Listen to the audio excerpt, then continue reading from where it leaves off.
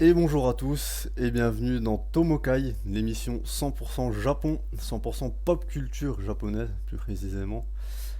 Alors à mes côtés, j'ai mes deux compères de la vie, de la life, Kami, à 10 000 km de chez moi, direct from Japan. Comment tu vas? Bonjour, bah oui, oui, ça va. J'ai été à la mer aujourd'hui, donc je suis en pleine forme. Il pleuvait pas aujourd'hui, t'as profité d'un jour de soleil. Voilà, parce que c'est la saison encore de la pluie au Japon et on a eu de la pluie, pluie, pluie, pluie. Aujourd'hui, il faisait beau et donc du coup, tout le monde s'est rué sur la plage et c'était blindé de surfeurs. Et tu t'es pris deux trois planches de surf dans la tête, j'ai entendu. Exactement, un surfeur qui m'est foncé dessus et un autre qui a lâché sa planche de surf en plein milieu du vague et je suis en pleine plonge. Et de l'autre côté du manche, un petit peu plus près de moi pour le coup, Greg, en France. Comment tu vas? Bonjour à tous. Bah écoute, ça va, hein, et toi? Bah écoute, ça va, ça va. On a enfin lancé notre émission, hein, on en parle depuis quelques temps, et là on s'est dit, bon allez, c'est bon, c'est parti. Ça s'est fait comme ça. Alors on a beaucoup Exactement. hésité pour le nom. On a beaucoup cherché un nom, on s'est dit, ah, on a pensé à Sakura. Tu vois, c'est le nom d'un resto près de chez moi d'ailleurs, mais je me suis dit, ouais, non, Sakura, c'est un peu trop brochette fromage, un peu trop générique. Et on a choisi Tomokai. Tomokai, donc discussion entre amis. Voilà. On pensait que après de longues hésitations, on a enfin arrêté le nom définitif de l'émission. Alors on parlera Japon, ouais, le Japon forcément, pop culture surtout, mais aussi d'autres sujets divers et variés, n'est-ce pas? Parce que on a la chance d'avoir un néo, enfin néo, non, ça fait quand même 10 ans, 11 ans que tu y es, Camille, au Japon. 14 ans, pour être précis. 14, ah ouais, 14, putain, je pensais 11 ans. 14 ans, donc on a Ça la fait chance d'avoir un quasi japonais avec nous. D'ailleurs, résident permanent d'ailleurs, depuis peu. résident Ah, permanent ouais, depuis 2018. le Saint Graal. Voilà, voilà. Euh, alors on va commencer avec un petit point actualité. Donc actualité, j'ai relevé quelques petites actualités vidéoludiques surtout, mais aussi animation, animé, manga pas trop. On n'a pas trop de manga cette fois-ci. C'est surtout des jeux vidéo, parce qu'il y avait pas mal d'annonces, hein, il y avait pas mal de trucs entre les nouvelles consoles, la PS5, etc., etc. Alors première actu, c'est l'annonce des jeux PS5. Donc ça s'est fait là il y a quelques semaines, et pas que des jeux d'ailleurs, on a découvert la console que vous voyez là à l'image. Donc toute blanche, très style très futuriste, n'est-ce pas, qui divise, paraît-il. Style assez particulier, n'est-ce pas? Voilà. Alors on a appris après qu'on pouvait la mettre aussi à l'horizontale, Bah, qu'on heureusement. n'était pas obligé de la mettre à la verticale. Donc voilà. Et donc il y a eu la PS5, mais il y a eu aussi des jeux. Alors c'est surtout ça qu'on attendait. Donc il y a eu du Gran Turismo 7, il y a eu du Horizon 2, il y a eu du Astrobot, il y a eu quoi encore? C'est tout, il y a c'est tout ce qu'il y avait vraiment de très marquant. Je sais pas, qu'est-ce que vous en avez retenu? Quel jeu vous avez retenu de cette magnifique présentation là de la PS5? Est-ce qu'il y a un jeu qui vous a tapé Oula. dans l'œil? Difficile à dire parce que la plupart des jeux on s'y attendait un peu en fait. Il n'y a pas vraiment eu de grosses surprises. Ou alors c'était juste des trailers style cinématique où on ne voit rien, où on sait rien du jeu quoi. Je sais plus quel jeu c'était. Je l'ai plus en tête là, mais je m'en souviens plus. Mais bon, c'était pas, ça vendait pas du rêve non plus. Après, ouais, bah, il y avait pas, comme j'ai dit, on s'y attendait à Horizon 2, on s'y attendait un peu. Si, bon, le remake de Demon's Souls, bon, parce que moi, je suis un peu un fan de From Software et tous les jeux Dark Souls, tout ça. Après, si on peut, typiquement au Japon, on peut retenir Ghostwire Tokyo, mais on le savait déjà avant, c'était pas une nouveauté, on savait qu'il existait, il a été déjà Ouais, il présenté avait avant, déjà on a été vu un peu annoncé plus quoi. de gameplay. Hmm. On a vu un peu plus de gameplay. Bon, ça a l'air what the fuck, hein, bon, comme un peu tous les jeux japonais, quoi. L'impression de faire un peu tout et n'importe quoi, on sait pas trop à quoi ça va nous mener, mais Ouais, à on sait voir. pas C'est trop où celui-là ça que va je quoi. retiens le plus, quoi. Ouais. C'est vrai que bah, y a pas eu, enfin je sais pas, moi j'ai pas trouvé ça foufou quoi. Horizon 2, peut-être, Horizon 2. Mais bon, il n'y a pas de date, quoi, c'est ça, il n'y a pas de date de sortie. C'est bien beau de montrer des trucs, mais je veux dire, la plupart des gros jeux, même Gran Turismo 7, pas de date. Horizon 2, pas de date. Après, voilà, il y Oui. a le remaster de Demon's Souls, on sait pas trop quand ça arrive. C'est cool, mais j'ai envie de dire, si le truc qui te fait le plus. Enfin voilà, le truc qui te fait le plus envie, c'est un remaster, bon, tu te dis déjà, ça part pas super, quoi. Mais bon, après, c'est un line-up de sortie, hein. C'est sûr que la PS4, si tu regardes, il n'y a pas grand-chose ici, hein, au départ, hein. Il a fallu attendre 6 mois au moins avant qu'il y ait, même un an, avant qu'il y ait vraiment des gros jeux qui arrivent. Donc je pense que ça sera un peu le même délire, à mon avis. Camille, toi, il y a des jeux que t'attends sur PS5 en particulier ou pas? Parce que je crois savoir que tu fais partie des personnes qui jouent encore sur la génération précédente, la PS3. Donc Alors, en fait, c'est vrai que non, en général, effectivement, je joue sur une génération de retard ouais, parce que je trouve que les jeux vidéo sont devenus excessivement chers, en particulier en proportion de ce que je joue. Donc, comme je joue pas très souvent maintenant, euh, si je devais payer effectivement des consoles plein pot avec les jeux plein pot, je pense que ça vaudrait pas le coup. Donc, du coup, ça vaudrait pas le coup. Donc, du coup, c'est vrai que je suis pas trop l'actualité et jouer avec une génération de retard, ça a aussi un autre avantage, c'est que mis à part le prix, ça permet d'aller directement vers les jeux que les gens ont déjà achetés, qu'ils ont déjà testés, qu'ils recommandent déjà. Et voilà. Donc c'est vrai qu'en ce moment, est-ce qu'il y a des jeux parce que que t'attends sur PS5? Je sais pas, un retour d'une licence, un truc, je sais pas, hein. Est-ce qu'il y a des trucs qui te... moi personnellement, les licences que j'apprécie, c'est bah, les classiques, tout ce qui est Final Fantasy, etc. Les Biohazard, éventuellement Silent Hill, bon, voilà, des grands classiques comme ça, effectivement, Hmm. ça pourrait être intéressant. Éventuellement des jeux de voiture comme Ridge Racer, par exemple, des choses comme ça. Ouais. Ah, ça fait longtemps le dernier, hein. Ridge Racer, ça Mm. fait quelques années qu'on en a pas eu. Ouais, après moi, il y a Astrobot qui m'a apparemment qui sera fourni avec la console. Astrobot, de ce que j'ai compris. Donc ça c'est un truc qui me botte pas mal, mais pas en VR pour le coup, hein. Celui-là apparemment il sera pas en VR. Ouais, Astrobot fourni avec la console, Ouais, ça peut être un argument quoi. Après je sais pas si c'est suffisant pour faire acheter une console. non, bah personnellement, j'ai pas trop envie de jouer à Astrobot, quoi. Je veux dire, c'est pas. Pour les gosses, peut-être à la limite, ouais, mais bon, voilà, je veux dire. Ah, pour l'avoir Comme fait jeu de en... lancement, tu vois, enfin, moi je voyais plus un genre, bah, ils ont présenté Ratchet et Clank. Enfin, pour moi, c'est plutôt un jeu de lancement, quoi, je veux dire. Ouais, Ça, si tu le sors pas avec la console, je veux dire, c'est un peu con, hein. ouais, Voilà, c'est typiquement le jeu typé familial pour enfants, machin, ça fait vraiment jeu de lancement, quoi. ouais, ouais, c'est vrai. Bon après c'est vrai que le premier Astrobot c'est surtout le côté VR hein, qui faisait tout. Oui, ouais, c'est ce Après que j'ai voilà, c'est vrai, entendu, il ouais. t'aurait balancé la PS5 avec le nouveau casque VR et Astrobot VR 2, bon là c'est bon, tu prenais quoi. Enfin, pas trop cher. Mais là, bon, ouais, c'est sympa, mais ouais, voilà, c'est pas ça D'ailleurs, qui en va te faire parlant acheter la console. enfin, Camille qui parlait des gammes de prix au niveau des jeux qui seraient plus chers, qui sont de plus en plus chers, mais là, je crois même qu'il parlait même de. Enfin, pour la PS5, les jeux seraient commercialisés autour dans les 75 euros. Ouais, Je sais ouais, pas si j'ai c'est cru voir avéré ou ça. pas. Donc ça ferait quand même encore une augmentation de 5 euros par rapport à la Ouais. génération précédente. Bon après, Après, je pense qu'il y a très peu de gens qui achètent leurs jeux plein pot, quoi. voilà ce que je veux dire. Après, Sachant plein d'euros. c'est le prix conseillé. Si tu regardes, même Voilà, c'est le prix actuellement, c'est conseillé, quoi. 70 balles, quoi. Tu Enfin, que tu achètes sur le store, quoi. Voilà, je veux vois. dire, après, dans les grandes surfaces et tout, c'est beaucoup moins cher. Ouais, ouais. Alors, juste une petite remarque parce que j'ai eu une discussion avec quelqu'un qui travaille dans le jeu vidéo au Japon. Il a aussi travaillé dans des sociétés de jeux vidéo ailleurs qu'au Japon.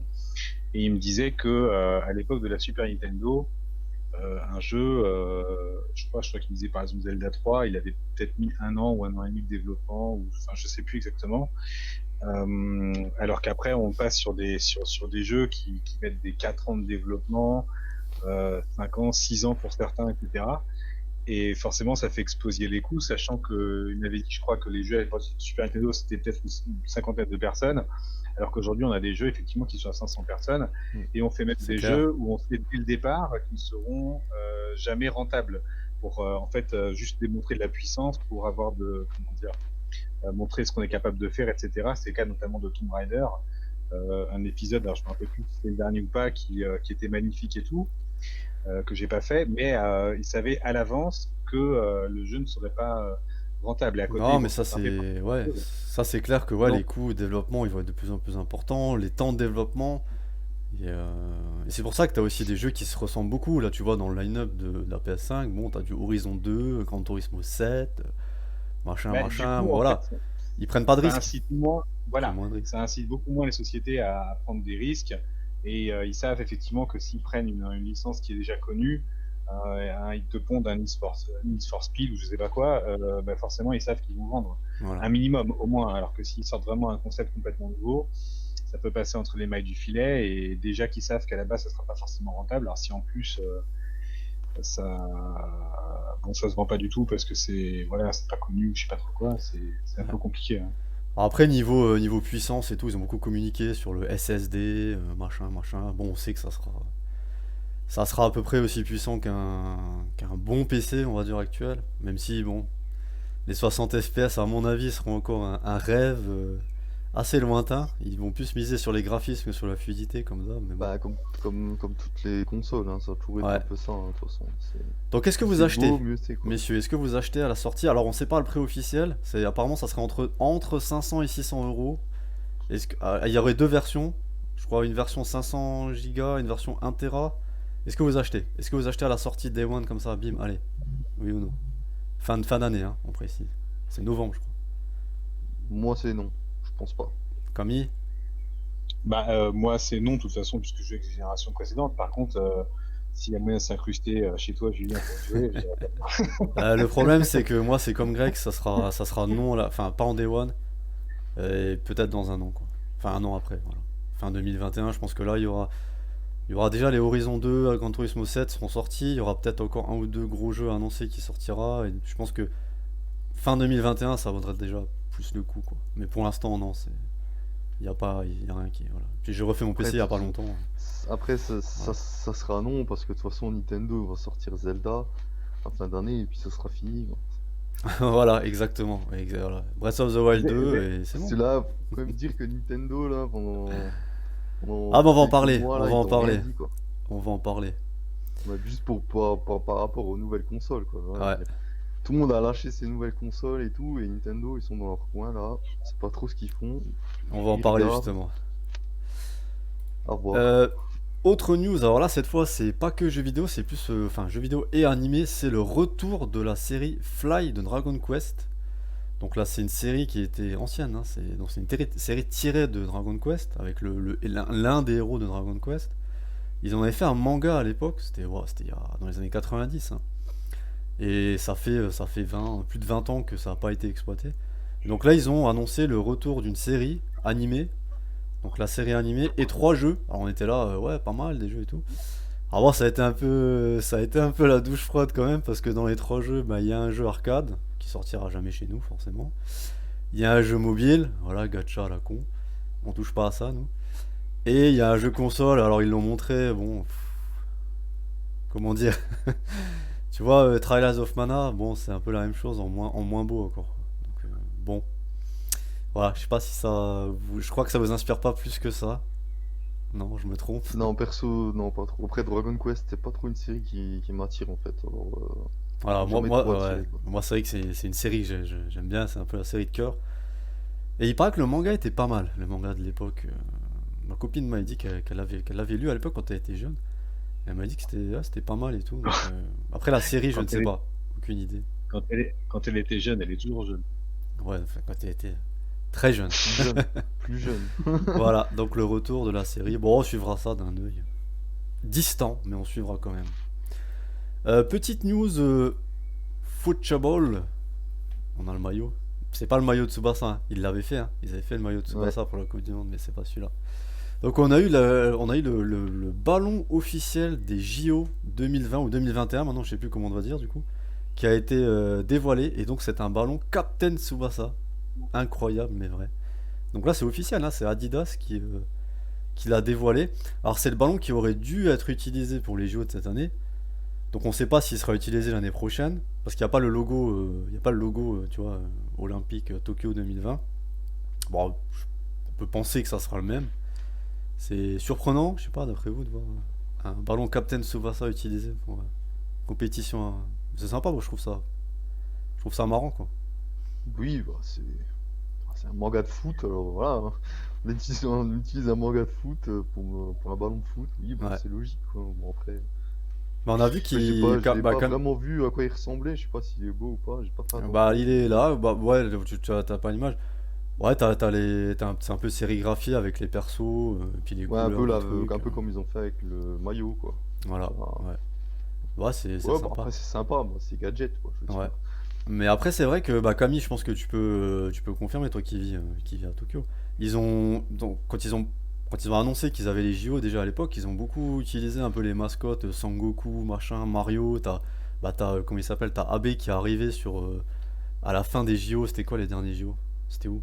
En 2016. En fait, C'était c'était, je Rio? crois, à la cérémonie de Ouais, fermeture qui est Ouais. arrivé avec la casquette de où Mario et tout. Donc tu vois ouais, qu'ils ont une il volonté il- d'exploiter les. il est sorti d'un. Enfin, il y a eu une espèce de vidéo où on le montrait à Tokyo qui était en retard pour se rendre à la cérémonie de fermeture et on le voit entre guillemets rentrer dans un tuyau à Tokyo et ressortir de l'autre côté Ouais, voilà.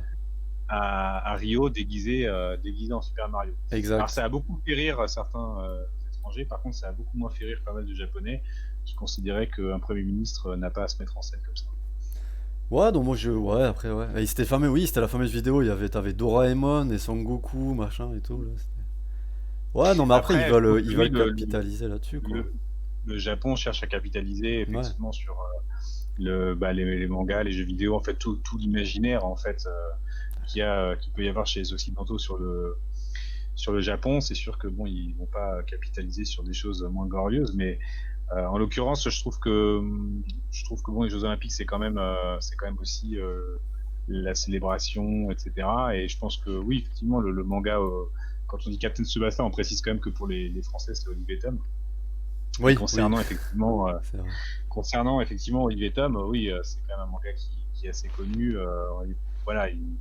Mais après, j'ai envie de dire, je veux dire, c'est pas seulement par rapport aux étrangers ou quoi. C'est-à-dire, par exemple, quand on va manger dans un deux jours, je mangeais chez Skia, qui est une chaîne de curry pas cher, et il y avait des petits enfin sur le menu, il y avait des petits personnages en mode SD, donc tout mimi, de l'attaque des Titans. Ce que j'ai trouvé quand même assez drôle parce que l'attaque des Titans, les mettre dans un menu où accessoirement vont des enfants, sachant que le contenu de l'animé l'attaque des Titans, c'est pas vraiment pour les enfants. On précise quand même que c'est en gros une histoire où des créatures gigantesques mangent des êtres humains et rien ne nous est épargné visuellement, ce qui fait que la princesse regarde Ouais. on est obligé de mettre des causes pour pouvoir supporter. Donc évidemment, c'est pas un truc qu'on montre aux enfants. Et évidemment, on imagine bien, enfin moi je me suis dit quand j'étais dans un truc, je m'imagine bien la famille qui vient avec les gosses, qui ouvre le menu, y compris du côté enfant, avec des petits personnages avec des titans qui vont faire entre guillemets insister auprès de leurs parents pour voir voir l'animé en l'occurrence. Évidemment, si les parents sont pas au courant du contenu, je pense que ça peut créer quelques drames. Ouais. Mais Bah, il y avait donc, T'as pas goûté la glace du Combini, l'attaque des Titans, là? Parce que on a un ami commun, Manu, là, qui raffolait de Il m'a dit, oh, elle est géniale cette glace. Mais là, ils l'ont arrêté, je crois. Il était ah ouais. dégoûté. Ah ouais, Non, tu l'as je pas suis pas au goûté. courant qu'il y avait des glaces, mais en tout cas, mais ce qui est marrant d'ailleurs, c'est vrai que j'ai vu beaucoup. Alors là, je vous dis honnêtement, hein, j'ai vu beaucoup, même dans des combini, des petites affichettes où il y avait des petits personnages effectivement d'attaque des Titans. Enfin, moi qui suis ici depuis 14 ans, j'ai pas trop le souvenir d'avoir vu autant de trucs comme ça pour Naruto par exemple. Alors que pourtant Naruto est très populaire, il y a eu des expositions, etc. Mais j'ai pas trop le souvenir, ou beaucoup moins, de débarquer dans des combis au Japon et de voir des petits personnages comme ça Mm. sur des petites affichettes, etc. Ah, mais ils font Voilà. souvent, hein, ce genre de trucs dans les combini, des partenariats comme ça avec des licences et tout. Mais en tout cas, ouais, il y a vraiment Alors, une volonté là pour les JO. Tu sens qu'ils veulent vraiment utiliser toutes leurs mascottes de pop culture, là, des mangas, des machins, etc. Les Mario et tout. Enfin voilà. là, Après, c'est c'est tout, vrai que je pense qu'ils vont mettre. ça fait un peu cliché, tu vois. Ça fait un peu, bon, voilà, Japon, c'est Mario et Sangoku, quoi. Mais bon, en même temps, Ouais, ça se comprend. C'est ce qui marche chez les ils vont- jeunes et tout aussi. Donc voilà. je pense qu'ils vont jouer à fond là-dessus. Juste, on précise pour les gens qui nous écoutent, les combini, c'est des petits supermarchés en fait qui sont ouverts 24 heures sur 24. Ouais. Et il y a des chaînes de combini. Les principales, c'est Family Mart, 7-Eleven, etc. 7-Eleven qui existe aussi, je crois, dans d'autres pays, mais qui normalement ouvre de 7 à 11 ou de 7h du matin à 11h du soir, mais au Japon, ils sont ouverts comme tous les autres combini, Ah ouais, 24 sur combini, 24. ça c'est royal hein, quand tu vas chercher, Voilà. quand tu Ne vas pas chercher faire ta ses bière courses dans les combini. au milieu de la nuit à 3h du mat et Voilà, tu vois c'est des bien mecs pratique, bizarres mais sur le parking quand même, devant. on précise quand même que c'est pas un endroit où faire ses Oui. courses en temps normal, parce que c'est beaucoup plus cher qu'un supermarché normal. C'est fait normalement juste pour quand on a oublié d'acheter le lait, on passe au combini, mais c'est pas fait pour faire ses courses. Voilà. Genre on remplit un caddie quoi. Bon, et ben sans transition aucune, on passe à Animal Crossing. Alors pourquoi on parle d'Animal Crossing? Parce que, bon Camille, je pense que tu connais peut-être un peu moins la licence, mais ça a été un carton dans le monde entier alors, mais surtout au Japon, parce qu'ils ont annoncé avoir dépassé les 5 millions de ventes physiques, hein, donc sans compter le dématérialisé, sachant que c'est tombé pendant le confinement, donc du coup il y a beaucoup de gens qui ont dû le prendre en démat, y compris au Japon. 5 millions, c'est le jeu le plus vendu sur Switch au Japon depuis le début de la Switch.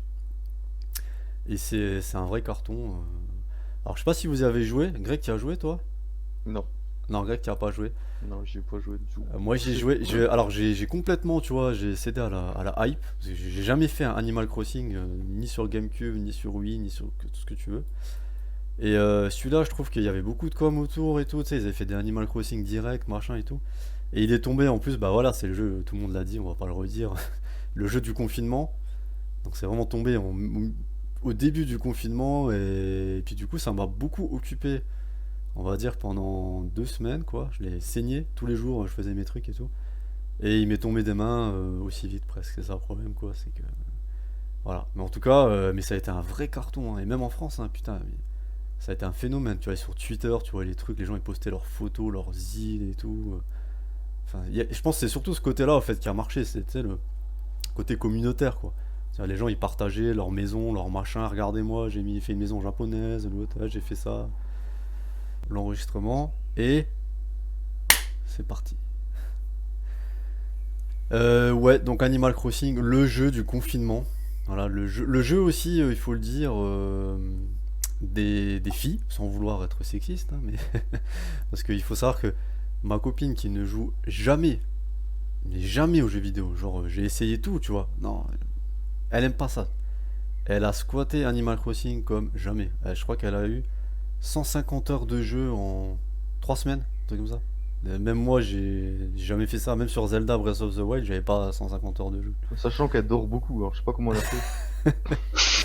Donc, mais c'est vrai que ça, tu vois que ça, enfin voilà, ça a un phénomène qui a pris, voilà, les petits, les grands, les femmes, les hommes. Enfin, c'est un vrai phénomène quoi, ce jeu.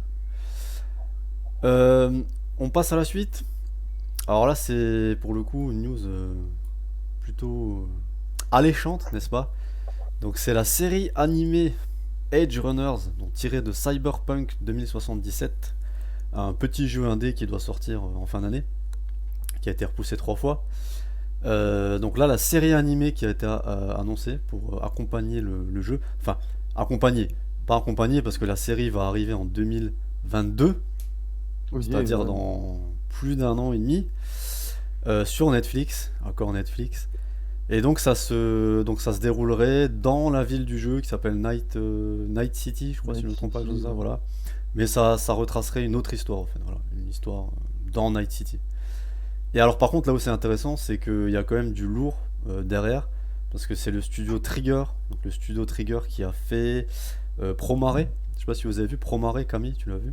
Peut-être au Japon? Promare, je connais pas, non. Ouais, c'est un animé qui est sorti l'année dernière et qui a eu vraiment bonne presse. Et par le réalisateur de Evangelion, donc Imaishi. Donc voilà, il y a quand même du lourd derrière. C'est pas le petit projet juste comme ça. Ça a quand même l'air, ça a l'air lourd, comme disent les jeunes. Est-ce que ça vous tente? Est-ce que ça vous excite, messieurs? Bah, à voir, hein. Affaire à suivre. Pour l'instant, on n'a rien vu, donc on sait pas quoi. Mais bon. Oui, ça promet beaucoup de choses. Après, on n'a rien vu, donc. Ouais. Mais c'est On vrai que attend. on s'y attendait pas trop, hein. Mais ils ont annoncé ça là dans le premier direct qu'ils ont fait sur le jeu il y a quelques semaines. Bim, c'est tombé, voilà. Et c'est plutôt une bonne surprise, surtout quand tu vois ce qu'il y a derrière. Voilà, tu te dis c'est quand même un gros projet, donc c'est quand même intéressant. Je veux dire, réalisateur d'Evangelion, voilà quoi. Studio Trigger, tu me dis c'est pas de la merde, je pense. Voilà. Mais il va falloir attendre 2022. Alors je pense qu'ils font ça pour concorder plus ou moins avec la sortie du multi, parce qu'apparemment ils veulent sortir le multi dans un an plus tard, ou un an et demi plus tard, Ouais. et en faire quasiment un autre jeu quoi. Donc à mon avis ça sortira à ce moment-là. Voilà voilà pour Cyberpunk, dont on n'a pas fini d'entendre parler décidément. Je crois jusqu'en novembre, hein, c'est ça, il a été décalé. On va encore Oui. beaucoup entendre parler de ce jeu.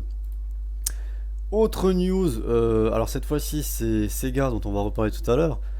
Donc Sega Atlus plus précisément. Donc Atlus qui a été racheté par Sega il n'y a pas longtemps et qui a annoncé que ces deux derniers jeux se sont beaucoup mieux vendus qu'espéré. Donc ces deux derniers jeux c'est Persona 5 Royal et Persona 5 Scramble sur Switch.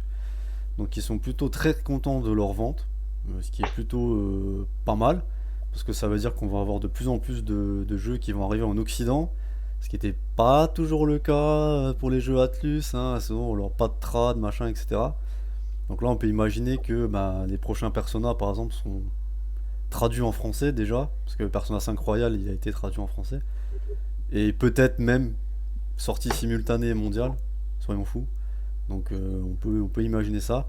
Et par ailleurs, ils ont aussi annoncé que Persona 4 Golden, qui est sorti là sur PC, se vendait très bien. Donc voilà. Je pense que ça montre surtout qu'il y a vraiment un marché pour tous ces jeux, Mm. ces RPG japonais en fait, en Occident, tu vois, qui sont un peu de niche. Et voilà, ça montre il y a un marché en fait. Il y a clairement un marché. Et notamment sur PC, parce qu'il y a de plus en plus de jeux de RPG japonais qui arrivent sur PC hein, ces dernières années. C'est assez dingue ça de voir. On a les Yakuza, quasiment tous les Yakuza là qui sont sortis sur PC. Il y a eu des jeux comme Trials of Mana qui est sorti sur PC. Enfin, c'est Persona 4 Golden. Bon, c'est un jeu Vita qui est sorti il y a longtemps, mais quand même, c'est marrant de voir que ce genre de jeu là arrive de plus en plus en Occident et sur PC. C'est voilà, je sais pas ce que vous en pensez. C'est plutôt cool, je pense, comme nouvelle quoi. C'est-à-dire qu'on va avoir de plus en plus de ces jeux-là dont on est assez friand nous en tant que Japfag. Voilà, traduits en français peut-être et tout, peut-être même en sortie simultanée mondiale, etc. Quoi. Non? Moi, personnellement, je joue pas trop sur le PC. Il y a longtemps, je jouais à StarCraft, mais Ouais, non, bah là euh, on n'est pas. Là on est loin du RPG. Mais voilà, voilà. Autre nouvelle, Sega. Donc cette fois-ci c'est Sega, pas Sega Atlus, mais Sega tout court. Alors là, ça a beaucoup fait parler, puisqu'il y a quelques semaines, alors Sega a annoncé, je sais plus, c'était sur internet, sur un tweet peut-être, je sais pas, que Ouais, je crois. un nouvel hardware était en préparation, donc une nouvelle console. Et puis quelques jours après, on a eu l'annonce de cette nouvelle console, donc il s'agit de la Game Gear Micro.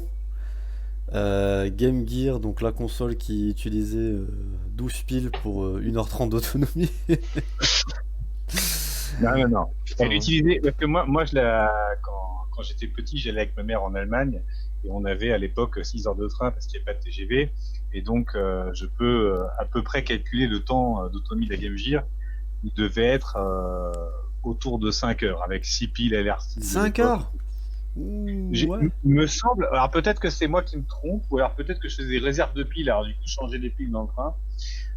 Mais j'ai, Ah, c'était. maintenant, toi, tu me mets un doute maintenant. Peut-être Je sais qu'effectivement plus. c'était beaucoup moins, parce que peut-être qu'en fait c'était des réserves de piles avant de rentrer dans le train. Ah, mais c'est vrai qu'elle avait la réputation d'une bouffeuse de piles cette console. Et à côté, t'avais la Game Boy qui prenait une pile qui tenait 30 heures, qui tenait 40 heures.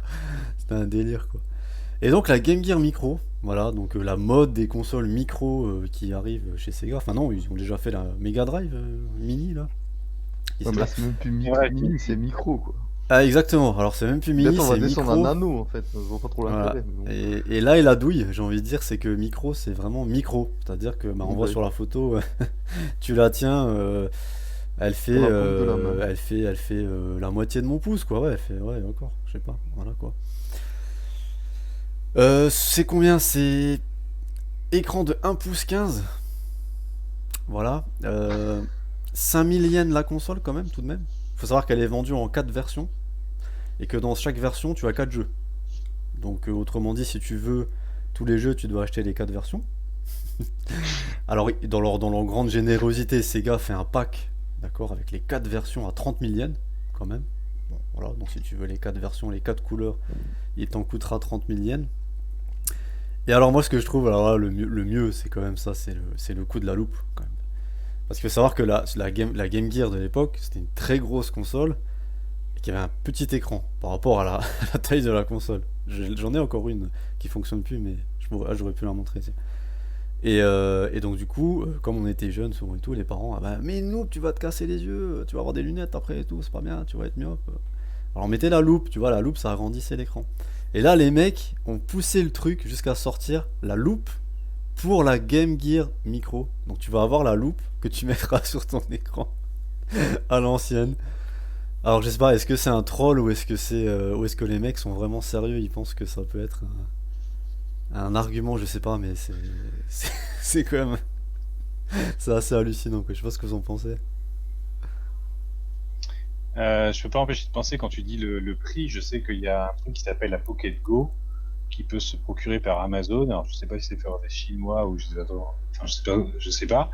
Mais je sais pas, je crois qu'elle est autour de 4 yens et tu peux émuler n'importe quoi, y compris la Game Gear. Donc du coup, je comprends pas trop l'intérêt de Ah cette oui, non, console à mais de ça. toute façon, oui, ça c'est, je veux dire, toutes ces consoles mini en général, c'est que de la, ça joue sur la nostalgie, hein. Ah, Je veux dire, tu te oui, mets un l'aspect Raspberry Pi, collection, et voilà quoi. Enfin, ce genre de truc que tu vas acheter, tu vas lancer voilà. une fois et après ça va finir dans un placard quoi. Ou alors tu prends, je sais pas moi, tu prends une PSP, plein de consoles avec la PSP, hein, ou à l'époque c'était, ou la Vita même.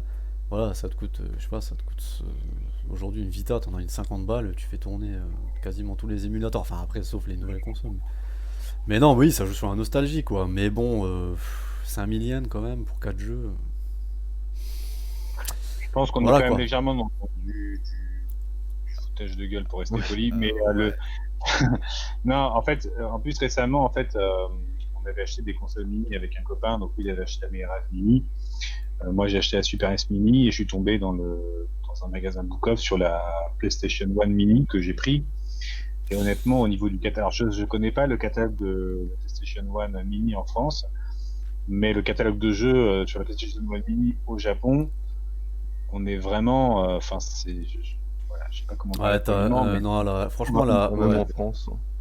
la PS1 mini, et- c'est certainement la pire des consoles mini en fait. C'est la moins ah réussie. bah là, franchement, au niveau du D'accord. catalogue de jeux, ils auraient pu mettre vraiment des super jeux. Ils ont mis des trucs, franchement, mais limite tu connais pas. Il y a même pas les, enfin, je sais pas, il y a même pas les Wipeout, il y a même pas. Enfin, je veux dire, c'est juste, franchement, c'est n'importe Puis quoi. l'émulation aussi, hein, il paraît qu'elle est pas top l'image et tout. C'est pas terrible, terrible quoi. Par contre, En tout cas, moi j'ai la la meilleure Super console. Nintendo mini et la NES mini sont bien quoi. Après, tu peux même rajouter des jeux bon, d'une façon détournée. Mais voilà. Et puis il paraît que la Ouais, Mega mais Drive mini est bien aussi, hein. La vraie quoi, la, celle qui est sortie là, la fin d'année dernière. la Mega Drive Mini, en l'occurrence, j'y joue souvent avec un copain. Elle est effectivement pas mal.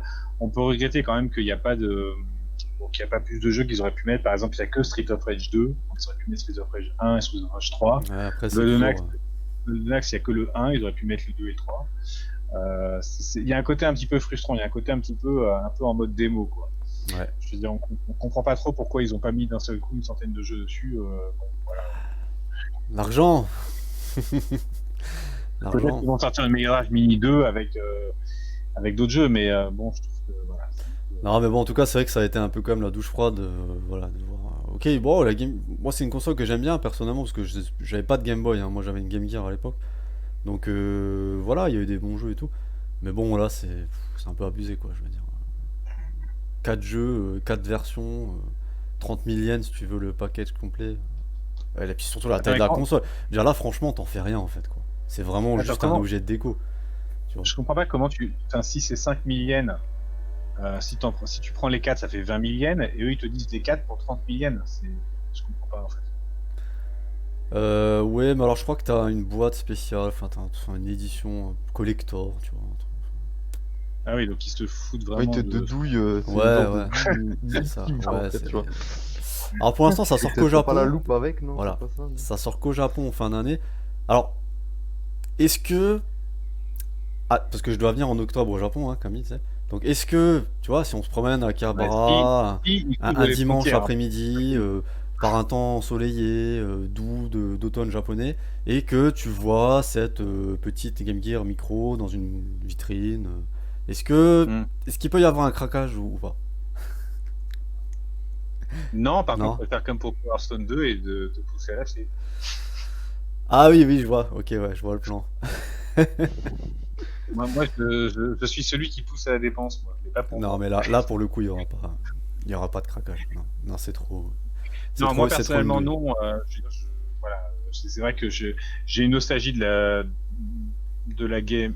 Honnêtement, après, ce qui peut se passer, c'est oui, si tu la trouves dans un hard off pour 1000 yens, pourquoi pas éventuellement. Mais bon, en tout cas, moi c'est sûr. De toute façon, voilà, moi j'achète pas les trucs neufs comme ça. La Super NES Mini, voilà, j'en ai trouvé une pour 5000 balles, 5000 yens dans un book off. Je l'ai prise et je le regrette pas parce que franchement, j'y ai beaucoup joué. La PlayStation One Mini, franchement, je l'ai acheté 4000, mais j'ai quasiment pas joué. Le catalogue de jeux est ridicule. Bon, c'est pas C'est sérieux, ça, quoi. mais de toute façon, ces trucs, c'est ouais, ces consoles mini, tu les achètes plus pour la déco, pour le truc que pour vraiment y jouer. Moi, la Super NES Mini, je l'ai acheté avant Noël, j'ai installé plein de jeux dessus, tu sais, voilà, en plus. On y avait joué avec les cousins, la famille, tu sais, à Noël, on avait squatté pendant 2 jours, on s'était fait un truc. Mais après, c'est bon, voilà, elle était au placard, j'y ai plus Je savais jamais pas que tu pouvais retouché, installer tu des vois. jeux dessus, mais C'est ça le truc. Mais ouais, voilà. Donc pour l'instant, c'est qu'au Japon. Peut-être que ça viendra chez nous, mais je suis pas sûr que ça soit un gros succès au Japon. Donc à mon avis, chez nous, ça viendra pas non plus quoi. Je parie pas trop. comme je disais tout à l'heure, il y a maintenant la Pocket Go, et tous ceux qui l'ont acheté ont été satisfaits. J'en ai eu une entre les mains parce qu'un ami a acheté. Et effectivement, j'ai testé. Tu peux effectivement émuler Super NES, Mega Drive, même la Neo Geo, Ouais, ouais. etc., etc. Donc, je veux dire, bon, honnêtement, quand tu vois ça, tu te dis, mais pourquoi je vais m'emmerder à acheter C'est une clair. console à 5 000 pour 4 jeux? Je veux dire, C'est clair. ça n'a pas de sens. Non, mais puis là, c'est Puis la Pocket Go, la taille du truc quoi. Tu sais les trucs, les gachapon là que t'as à Kiba ou les trucs que tu sais c'est quoi? les gachapon là que tu mets 2 yens dedans, tu sais, et puis t'as une boule, tu l'ouvres et puis t'as un petit truc dedans, Ah tu sais. oui, Bah très t'en bien. as avec des consoles comme ça. Tu sais, Ah ouais. t'as des petites, voilà, versions mini. Mais putain, mais là c'est la même taille. En fait là, t'as autant tu prends un gachapon là, 2 yens, 10 yens, je sais pas combien, je sais plus 100 yens là, combien c'est. Tu prends ça, ta Game Gear elle fait la même taille. Bon, tu peux pas y jouer, mais c'est exactement la même taille, hein. Non, ça, là vraiment la taille c'est vraiment trop petit. Enfin, genre tu peux pas l'utiliser pour jouer, c'est abusé. Ouais, Voilà, là, voilà. Alors, autre console annoncée par Sega, et celle-là est déjà un peu plus intéressante de mon point de vue.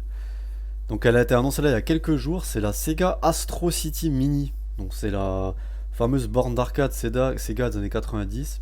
Donc, qui vont ressortir pareil sous forme mini. Donc, un petit peu comme la Neo Geo Mini. Voilà, sous forme de borne d'arcade avec le stick, etc. Alors il y aura 36 jeux dessus. Donc là pour le coup c'est déjà un peu plus intéressant. Il y a du Golden Axe, du Virtua Fighter, du Altered Beast, Columns 2, 13 000 yens, 120 $. Pour l'instant c'est qu'au Japon aussi en fin d'année.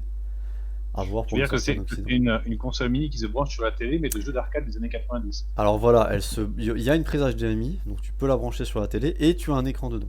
Donc tu peux jouer sur l'écran qui est forcément petit, hein, ou la brancher sur la télé.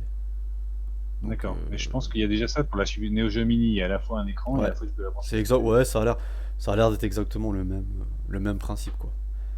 Mais moi, en tout cas, ça me parle un peu plus. Après le prix, j'avoue que bon, 13 000 yens quand même. 120, si c'est des mêmes choses en euros, 120 euros. Un petit peu cher quand même, quoi. Voilà, voilà. En tout cas, Sega, très actif hein, sur le marché des consoles. Alors, on pensait tous à peut-être une nouvelle console Sega. Non, ça serait que des consoles mini. Mais bon, on prend, hein, c'est déjà ça, on prend. On Ouais, verra bien ce que. le marché des consoles, je pense, est dominé maintenant par les géants Sony et Microsoft. Il y a Nintendo qui a plutôt pas trop mal résisté, on va dire. Quoique moi, Ouais. personnellement, j'ai jamais été fan de la Wii, mais bon.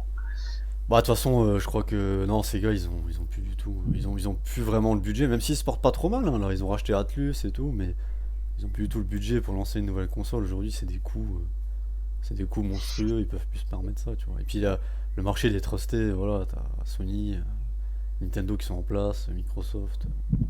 c'est mort, je pense. T'auras plus jamais une nouvelle console. Une nouvelle console Sega, je pense pas.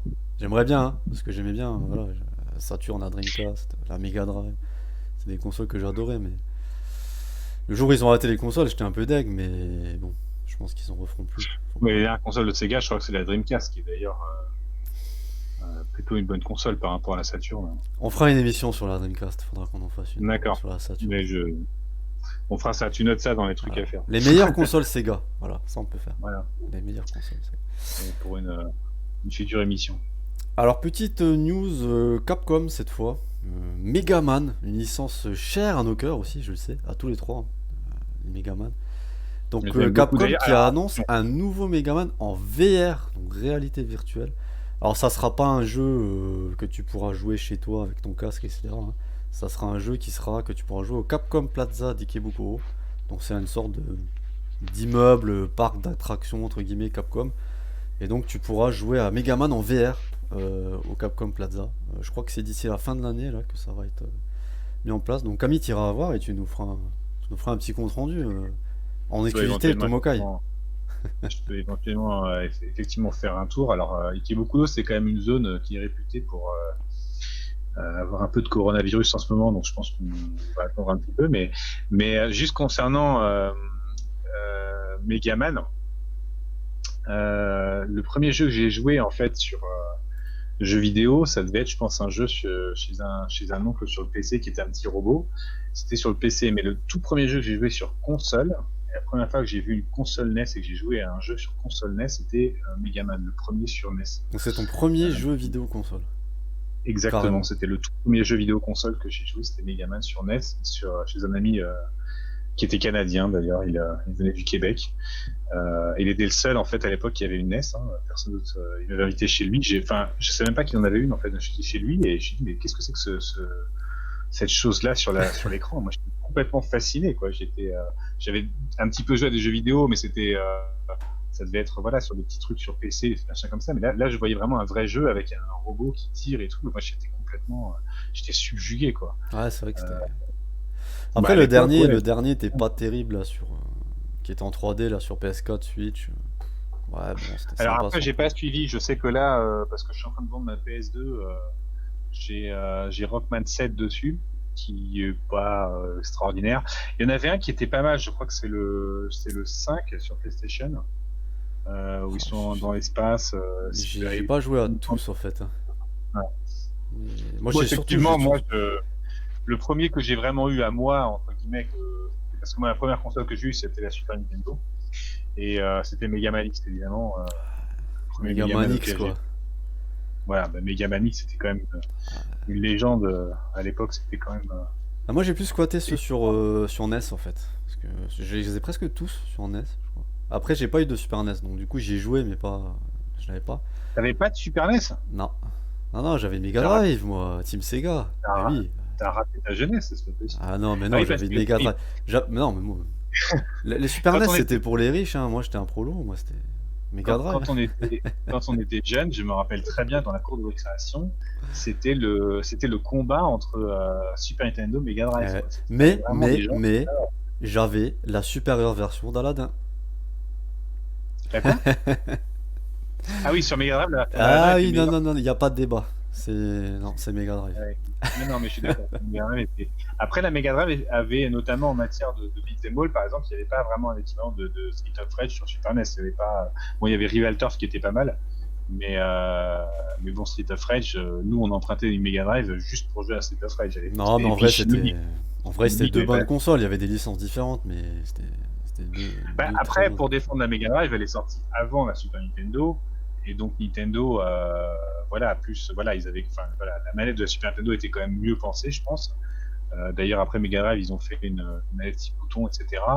La Super Nintendo était quand même nettement plus puissante, elle était plus jolie au niveau quand on voit des jeux comme Street Fighter, Castlevania 4, etc. Je pense que Sega, d'ailleurs, en général, ils ont quasiment toujours sorti leur console avant Nintendo. La Master System était sortie avant la NES, la Mega Drive avant la Super Nintendo et la Saturn bien avant la Nintendo 64, surtout qu'il avait repoussé à vitam aeternam. En tout cas, ben, tout ça annonce peut-être le retour de la licence, qui sait, hein. Voilà, peut-être qu'ils essayent de travailler un peu pour voir s'il y a un potentiel, s'il y a un marché, et puis peut-être voilà, de relancer un peu la licence, parce que c'est vrai que là, ça fait quand même assez longtemps qu'on n'a pas eu un vrai bon jeu Megaman, quoi. Le Megaman 10 ou 11, je sais plus d'ailleurs, le dernier qui est sorti, qui était en 3D, enfin 3D similite, enfin c'était un jeu en scrolling mais 3D quoi. J'avais joué un petit peu, j'avais fait la démo là sur Switch, bon, franchement ça vaut pas les anciens quoi. Et on espère, on croise les doigts pour une vraie, un revival de la licence quoi. Un vrai, ça serait bien, ça serait bien. On passe au petit tunnel de news Nintendo, n'est-ce pas? Alors la première news c'est l'ouverture de Super Nintendo World, donc le parc d'attractions Super Nintendo qui a été reporté, qui était prévu en juillet et qui a été reporté à une date ultérieure sans plus de précision. Donc on ne sait pas, je pense que voilà, quand Corona sera parti. Effectivement, Disneyland est ouvert, donc je pense que ça va être limité à un certain nombre de personnes. Et je pense qu'à l'entrée, ils testent la température de tout le monde. Et Et donc, effectivement, à Tokyo Disneyland, ils ont aussi, pour Noël, Noël, je sais qu'il est annulé à Tokyo Disneyland. Il n'y aura pas de festivité pour Noël. Et tous les festivals, de toute façon, sont annulés au Japon. Donc, dans cette configuration-là, lancer un nouveau parc d'attractions, ça le fait pas trop, quoi. Ça pourrait être pris en plus comme irresponsable d'un point de vue comment dire, de l'opinion publique japonaise, et je pense que Nintendo, c'est une décision sage de ne pas ouvrir dans ces conditions. oui, je pense que c'est plutôt ça, parce que là, tu vois, Disney Tokyo a ouvert, donc à mon avis, il y a plus, enfin, il y a quelques restrictions, mais ils pourraient ouvrir, mais à mon avis, c'est peut-être pas la meilleure période pour ouvrir, quoi. Mais apparemment, Bah, parce qu'apparemment le parc est pourraient, terminé, ils ont vraiment tout est terminé, ils sont prêts, ils étaient prêts à ouvrir là en juillet. ils pourraient ouvrir effectivement, mais je pense que avec tous les trucs qui se sont passés, etc., je pense que Nintendo veut surtout pas prendre le risque de se mettre l'opinion publique à dos, sachant qu'en plus là les cas ils sont en train de augmenter. Là on est à plus de 100 cas par jour. Ouais. Je veux dire, Nintendo, je pense ne veut pas prendre de risque. Et puis en plus, Nintendo est tourné vers les enfants. Alors si en plus c'est les enfants qui sont contaminés, enfin bon, je pense qu'ils ont. Bah, et Je pense que voilà. puis, tout simplement, hein, si les gens ils ont peur de venir, il y aura pas de spectateurs et c'est pas rentable, donc encore une fois, hein, c'est pas la meilleure Il y a, période pour ouvrir son parc, quoi. Voilà, donc il y forcément a, il y a ça aussi, ils ont mais c'est reporté, sûr hein. qu'un parc qui se lance et que C'est clair. si jamais quelques semaines plus tard il y a un scandale sanitaire là-bas, c'est sûr que ça va leur faire une pub négative d'enfer, et je pense que ça ils ne veulent pas non plus. Voilà. Et ben on devra attendre, je sais pas, peut-être l'année prochaine, hein, pour avoir la chance d'aller voir Bowser, Mario et tous ses amis là, à Osaka. Ouais, curieux de voir ce que ça va donner, parce qu'apparemment ça sera. Il y aura pas tellement de. Ce que j'ai compris, il y a pas tellement de manèges en fait. Ce sera plus des attractions. Il y aura un côté VR apparemment aussi, avec. Ils te donneront un appareil à l'entrée du parc pour scanner des trucs, machin. Enfin, ouais, hâte de voir, je sais ce que ça. On n'a pas vu grand chose, on a vu qu'il y avait plusieurs espaces, il y avait le château de Bowser, le machin, Donkey Kong, machin et tout. Mais on n'a pas vraiment vu en détail encore comment c'était. Donc, hâte de voir. Voilà, voilà. Il va être situé pas loin d'Universal Studios, non? Ouais, ouais, c'est ça. C'est ça. Ouais. Et Nintendo, donc Nintendo décidément très en forme, enfin très en forme, en tout cas qui tire beaucoup sur toutes ces licences historiques en ce moment, et notamment sur Pokémon, parce que alors on a eu Pokémon Bouclier et Pokémon Épée, les deux DLC, je crois que les deux sont sortis. On a eu Pokémon Home, on a eu Pokémon je sais plus quoi, et maintenant on va avoir Pokémon Snap. Alors c'est pas un Pokémon remaster, c'est un nouveau Pokémon Snap a priori. Donc le retour de Pokémon Snap, qui était sorti sur Nintendo 64 à l'époque, et qui était un jeu Pokémon un petit peu particulier parce qu'en fait c'était un genre de safari photo. En fait, où tu faisais, c'était comme un rail shooter où tu devais prendre certains Pokémon en photo, voilà, dans leur milieu naturel. Donc il y a un côté, c'était un reportage animalier chez les Pokémon quoi. Et donc là, Nintendo qui a annoncé la suite sur Switch. Alors je sais pas quand ça sort. Je crois qu'il n'y a pas eu de date de sortie pour l'instant. Mais moi j'avais bien aimé à l'époque Pokémon Snap, le premier, c'était plus un jeu, c'était plus un spin-off que voilà qu'un vrai jeu Pokémon. Mais je trouvais que c'était marrant et ouais pourquoi pas quoi, pourquoi pas, ça peut être sympa. C'est pas le jeu qui va te faire acheter une Switch encore une fois, mais si on aime la licence. Alors après c'est vrai qu'il tire beaucoup sur la corde Parce qu'ils ont aussi annoncé un deuxième jeu Pokémon qui est Pokémon Unit, donc le MOBA. Les MOBA sont à la mode, n'est-ce pas? Donc une sorte de League of Legends à la sauce Pokémon. Alors j'imagine que ça sera beaucoup moins poussé que League of Legends. D'ailleurs je m'y suis mis récemment, la League of Legends. Alors, je suis en vacances donc j'ai le temps. J'ai plein de potes qui y jouent. Donc j'ai dit, allez, je vais essayer de Ah voir ce que oui, ça donne. Et j'avais bon, oublié que c'est apparemment, voilà, ça sera plus accessible. En gros, ça sera un genre de League of Legends, mais en beaucoup Ah, plus ça accessible. m'attire plus que Pokémon Snap. Ça t'attire plus, ouais? Ouais, ça m'attire plus. Bah, je sais pas. Bah, MOBA, j'ai jamais trop joué, tu vois. Mais bon, après, le côté prendre des photos des Pokémon, ouais, bon. Là, ça me parle plus quand même, un MOBA. Ouais, À voir j'avoue ce que que moi ça va aussi, donner. ça Un me. truc plus accessible que LoL, tu vois. Parce que LoL, Mm. s'il débarque maintenant, c'est beaucoup trop compliqué, quoi. Ah, je peux te le confirmer. Et quoique, C'est beaucoup trop quoique, compliqué, quoi. je vais te dire, j'ai fait, je sais pas, j'ai dû faire une dizaine de matchs, j'en ai gagné 7 hein, quand même. 7 ou ouais, 7 ou 8 hein.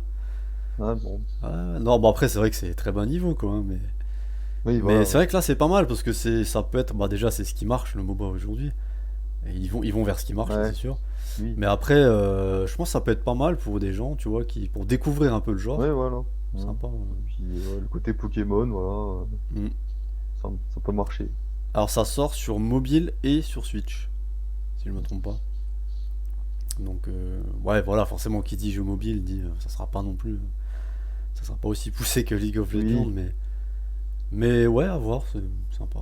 Après c'est vrai qu'il bon, il tire, comme on dit, il tire beaucoup sur la corde, mais bon, tant que ça marche, hein, pourquoi pas. Camille, ça te fait envie ou pas? C'est sur téléphone, tu pourras jouer. alors moi personnellement, je ne joue pas sur téléphone. Ah, c'est bien. Franchement, Ouais. je joue uniquement sur ma télé. Je trouve que je m'expose Ah, déjà assez les yeux parce qu'on est des dans les vieux chats. cons élitistes, n'est-ce pas? Oui, mais de toute façon, pour moi, un jeu vidéo, c'est pas sur un téléphone portable. Un téléphone portable, c'est fait pour téléphoner, quoi. C'est pas fait pour jouer. Et pourtant, au Japon, le jeu sur téléphone, c'est. Oui, mais alors il faut quand même dire aussi un truc au Japon, c'est que les gens passent Ouais, malheureusement beaucoup de temps énormément chez de temps eux. dans les transports en commun, Mm. et que effectivement chez eux ils n'ont pas forcément de la place, et souvent les gens n'ont qu'une seule télé pour des raisons de place en fait. Mm. Donc le portable aussi c'est une façon d'être vraiment un petit peu d'avoir son intimité.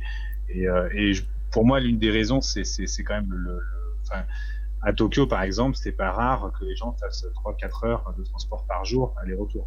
Mm. Donc Bah, forcément, ça les occupe dans le train, quoi. tu les vois hein, Mm. quand tu vas. Règle quand on va. Ils sont tous sur téléphone en train de jouer. Oui. Alors, jeu mobile, là, dernier gacha sorti. Ouais, c'est triste quand même pour le pays du jeu vidéo. Non, mais comme tu dis, c'est vrai que ça s'explique. Bon, Petite anecdote, c'est même encore un des seuls pays où la fois où on y était, où on voyait encore des gens avec des téléphones à clapper. Genre chez nous, ça n'existe plus, ça. ouais. Et tu vois des mecs Genre, avec des des téléphones à PSP hein, dans le clapper, métro. J'ai quoi, vu des mecs avec des PSP encore l'année dernière qui jouaient. Ah ouais. Ouais, ouais, ouais. Ah, bah, le jeu, de toute Oui, façon, le mais jeu nomade, c'est plus développé là. par rapport au, enfin, je veux dire, moi, par exemple, je suis un peu frappé qu'en France, si on veut acheter des consoles un peu anciennes, on se galère. Limite, il faut aller dans des magasins spécialisés à Paris.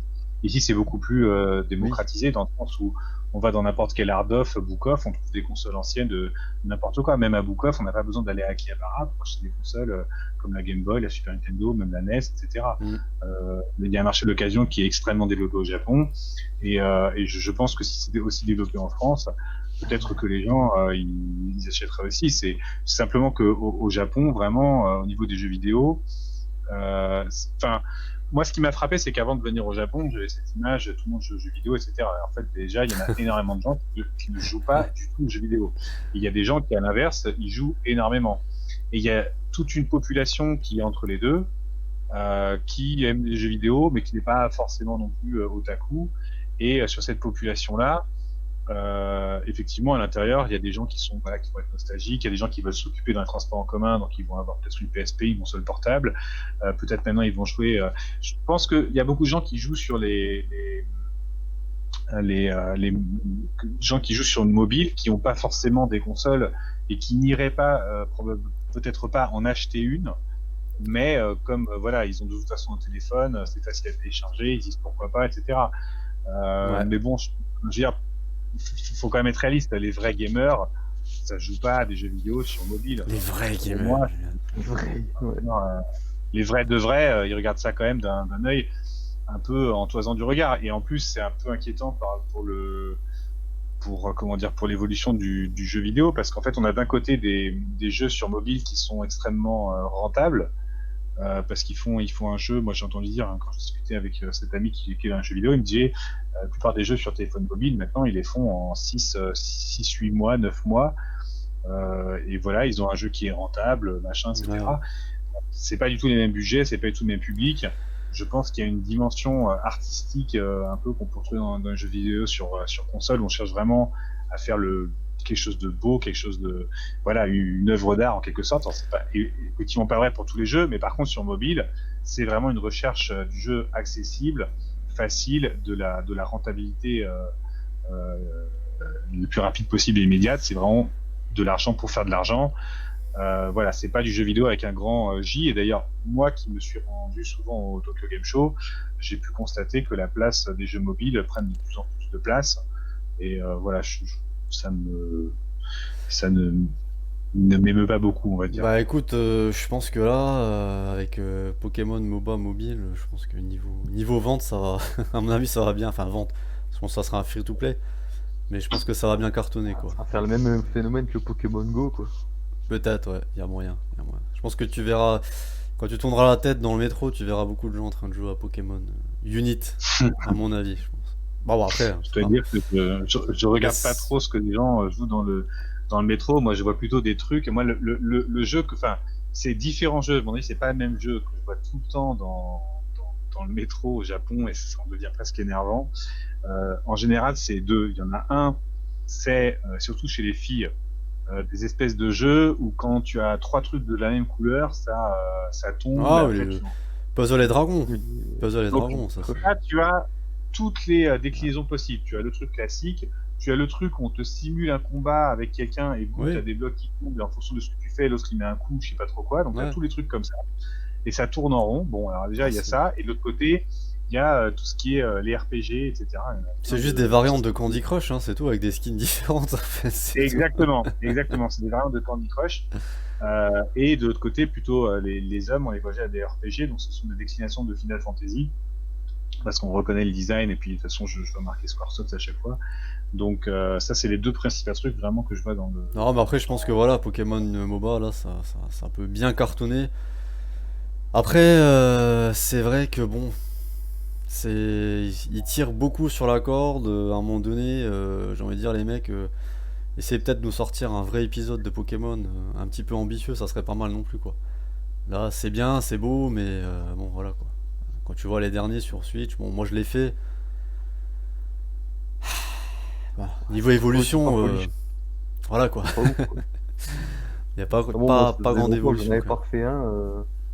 Moi, les derniers que j'avais fait, c'était sur Game Boy, je crois.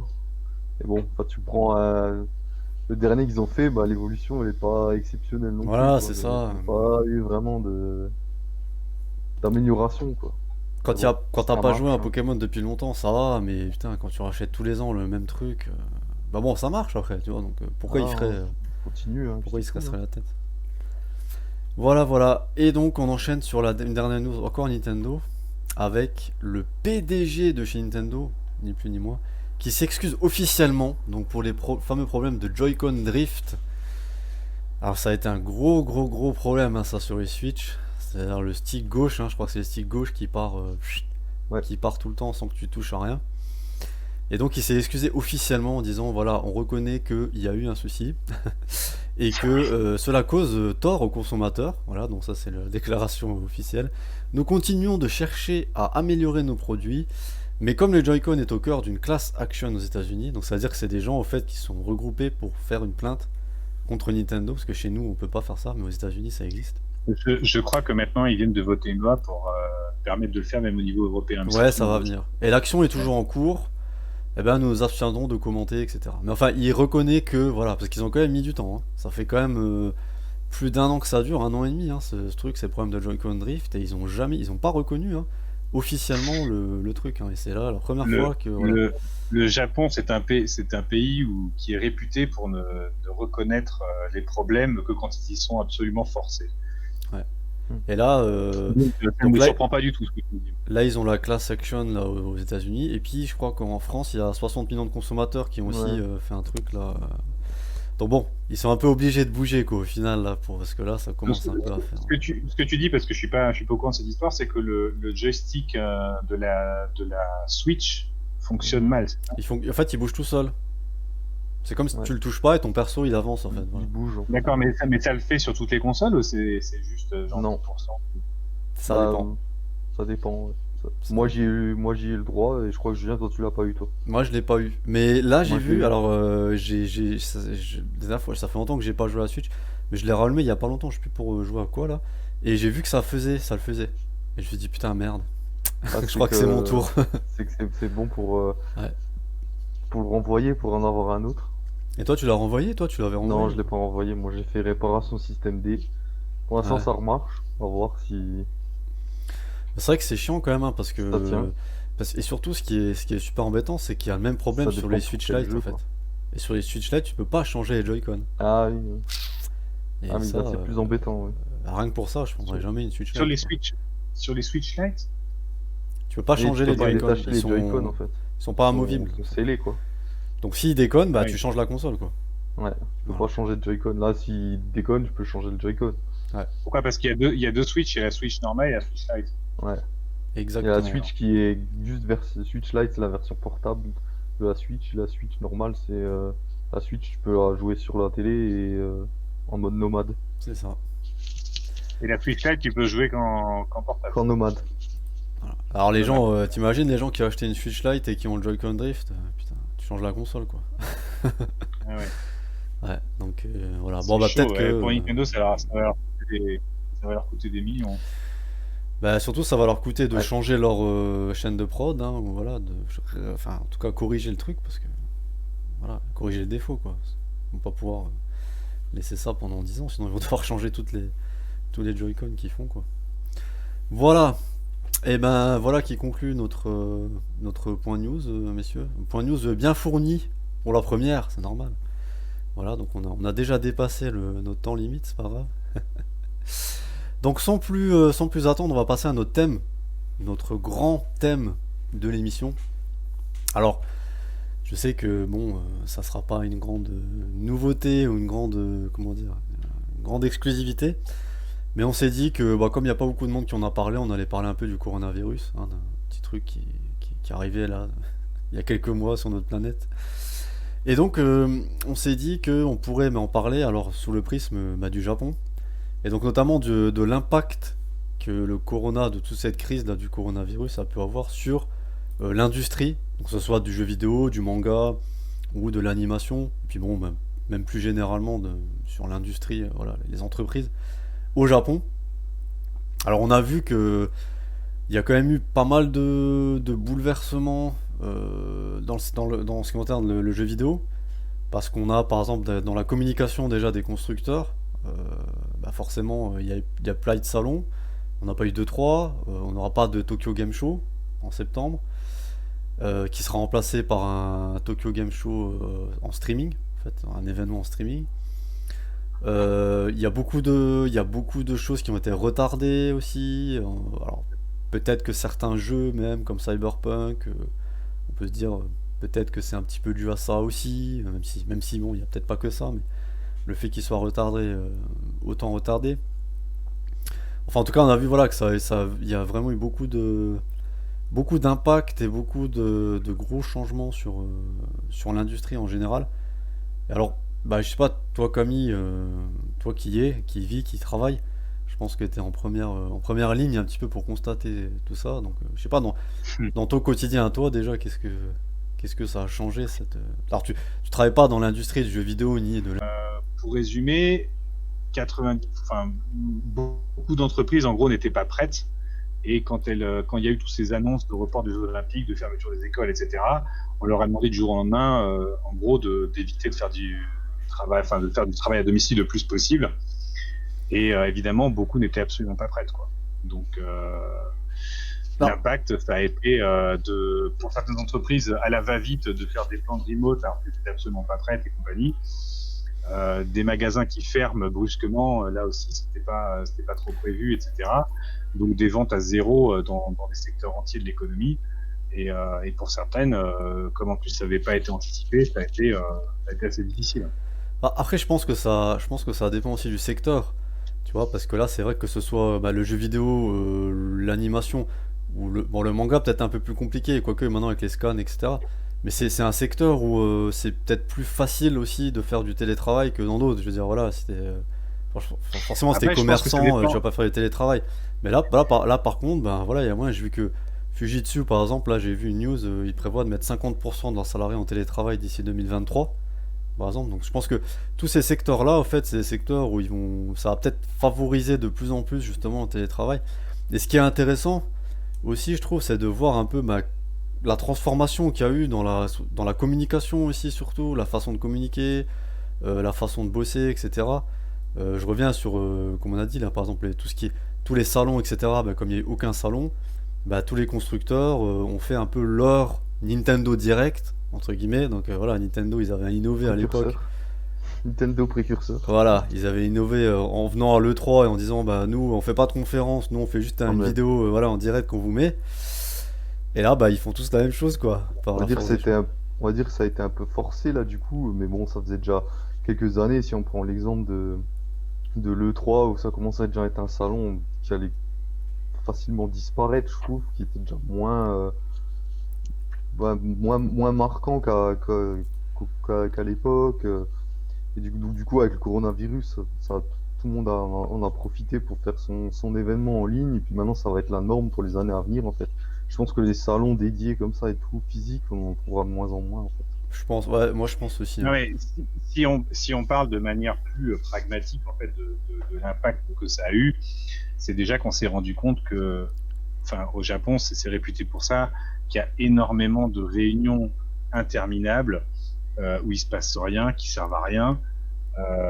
Et on s'est vraiment rendu compte pendant le coronavirus de l'inutilité et du temps Ça, il n'y a pas, perdu. ça, y a pas qu'au Japon, hein, les réunions qui servent à rien. Il n'y a pas qu'au Japon, ça c'est sûr, mais on atteint quand même vraiment des niveaux. Ici, on fait parfois des réunions juste pour nommer le nom de la prochaine réunion. C'est quand même. Mais c'est. C'est génial. Mais Je après pense c'est pas qu'on atteint mal. quand même. Je pense que c'est pas mal parce que ouais comme tu dis, de toute façon c'est la suite logique. Je veux dire les trucs, les gros salons et tout. Franchement, tu te dis Oui, aujourd'hui c'est on a ça. internet, on a machin. Je veux dire à Voilà. quoi ça sert, tu vois. Alors ok, les journalistes qui vont, ils peuvent aller tester des jeux, machin, en live, etc. Ça peut être pas mal. Il y a beaucoup de business aussi qui se fait. Forcément, les mecs, les éditeurs, voilà, qui veulent éditer leur manga, leur machin, ils peuvent rencontrer. Il y a ce côté-là qui est bien aussi sur les salons. Mais tout le reste, tout ce qui est communication, en fait, il y a plus besoin de salon. Tout ça, ça peut se faire Oui, sur avec Internet, quoi. Internet. Alors Ah, mais après, il y a quelques si tu pars. youtubeurs ou journalistes, entre guillemets, qui sont un peu déçus de plus pouvoir aller se Non, mais lancer si sur les on parle de salons. l'impact, si on parle de l'impact du coronavirus au niveau de tout ce qui est salon, etc., aujourd'hui, il y a tout à fait les moyens de faire de la communication tout à fait très efficacement sans Tokyo Game Show et compagnie. Ça, c'est clair, Ouais, net non, mais et c'est clair. précis. Mais même, Maintenant, si c'est l'impact au niveau de l'industrie, au niveau des relations de travail, au niveau de comment on s'organise le travail, je pense que ce qui se passe, effectivement, c'est que il n'y a pas finalement beaucoup de communication dans un bureau au Japon. La communication se fait à travers justement toutes ces réunions, etc. Et peut-être aussi qu'il y a tant de réunions comme ça qui sont faites, parce que c'est vrai que, bon, pour avoir aussi travaillé dans des sociétés qui sont totalement japonaises, les gens ne communiquent pas, ne vont pas se déplacer pour aller papoter avec le voisin, etc., etc. Donc du coup, ce qui se passe, c'est que si il n'y a pas ces réunions entre guillemets où il se passe rien, mais en fait, ce sont quand même des occasions pour les employés de se parler entre eux qu'ils ne feraient pas s'il n'y avait pas ces réunions. Là, du coup, là, il faut organiser les choses différemment. Il y a un autre point aussi, c'est que c'est la confiance dans le travail. C'est que on considère qu'effectivement, il faut toujours surveiller ce que fait un peu l'employé, etc., etc. Et là, le télétravail nécessite de la confiance. C'est-à-dire que c'est plus un travail où il y a un chef d'équipe qui doit vérifier tous les jours qu'est-ce que font ces gens, etc., etc. Là, ça renverse le travail où il faut donner des objectifs aux gens, il faut leur dire, bah tiens, aujourd'hui tu fais ci, et demain tu fais ça, etc., et leur faire confiance. Et donc le travail s'organise d'une façon complètement différente. Au Japon, c'est réputé que il y a certaines sociétés où ils payent les heures de travail supplémentaires à partir de 18 heures. Et donc il y a plein d'employés japonais qui, entre guillemets, glandouillent un peu jusqu'à 18 heures, et qui commencent à bosser jusqu'à 18 heures en disant j'ai plein de travail, et ils bossent jusqu'à minuit ou 23 heures. Et c'est ce qui leur permet, parce que comme les heures supplémentaires sont payées, de se faire un salaire machin. Alors je peux te dire que ces gens-là, je veux dire, si le travail est organisé différemment, et beaucoup de sociétés qui maintenant ont des problèmes financiers qui vont leur dire, vous finissez le travail à telle heure, et aujourd'hui vous faites ça, ça et ça, et normalement dans une journée vous êtes capable de faire ça, ça et ça, ça et ça, du coup c'est différent. Parce qu'au Ouais. Japon, c'est pas un esprit en fait où les gens, on va pas vraiment regarder le temps qu'ils mettent à faire une tâche. Tu vois, donc la tâche est faite, on est content. Et bon, Oh, mais tu vois, tu évidemment, dis. Greg, tu disais ouais, Nintendo précurseur, mais c'est vrai, hein, je pense, parce qu'en fait, c'est moins cher pour la boîte de Oui, hein. communiquer comme ça, c'est plus direct, et voilà quoi. Donc là, et il y a. accessoirement, Tu regardes, ouais, il y a donc le Tokyo Game Show 2020 qui se fera du 23 au 27 septembre en ligne. Il y a Bandai Namco qui fait aussi le 23 juillet son truc Play Anime Live. Il y a la Gamescom aussi qui sera en ligne normalement, Il y a la en Gamescom qui streaming. sera en ligne.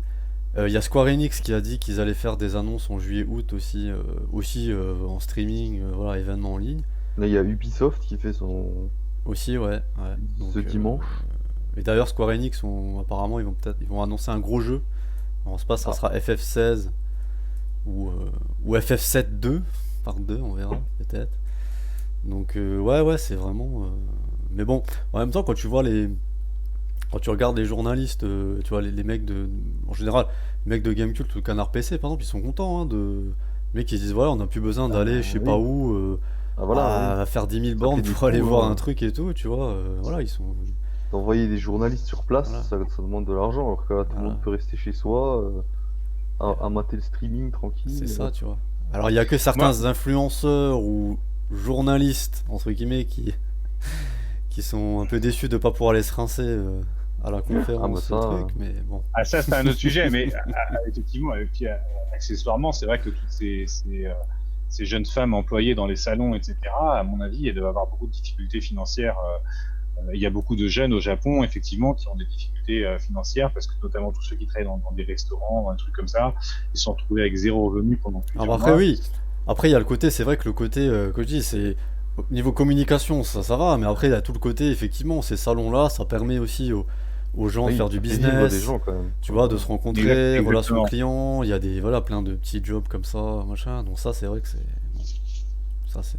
Après, au niveau du travail, je pense que de forcer, entre guillemets, à penser le travail différemment, est-ce qu'on a vraiment besoin, par exemple, il y a beaucoup de sociétés, et ils ont fait ça aussi chez nous, qui ont autorisé les gens, par exemple, au lieu de venir travailler le matin en plein rush hour, de décaler les horaires pour venir un peu plus tard et éviter et en fait, même le gouvernement japonais a demandé, hein, il a dit aux entreprises, voilà, ceux qui peuvent vraiment ne pas faire du télétravail, que c'est vraiment trop compliqué, etc., au moins essayer de faire en sorte que vos employés ne viennent pas en rush hour, que tout le monde ne prenne pas les transports en même temps, etc.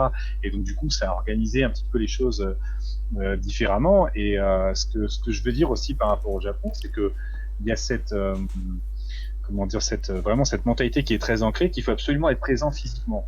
Mais même pour des choses, comment dire, qui nous semblent un peu euh, comment dire, où en France, dans d'autres pays, il n'y aurait pas besoin, en fait.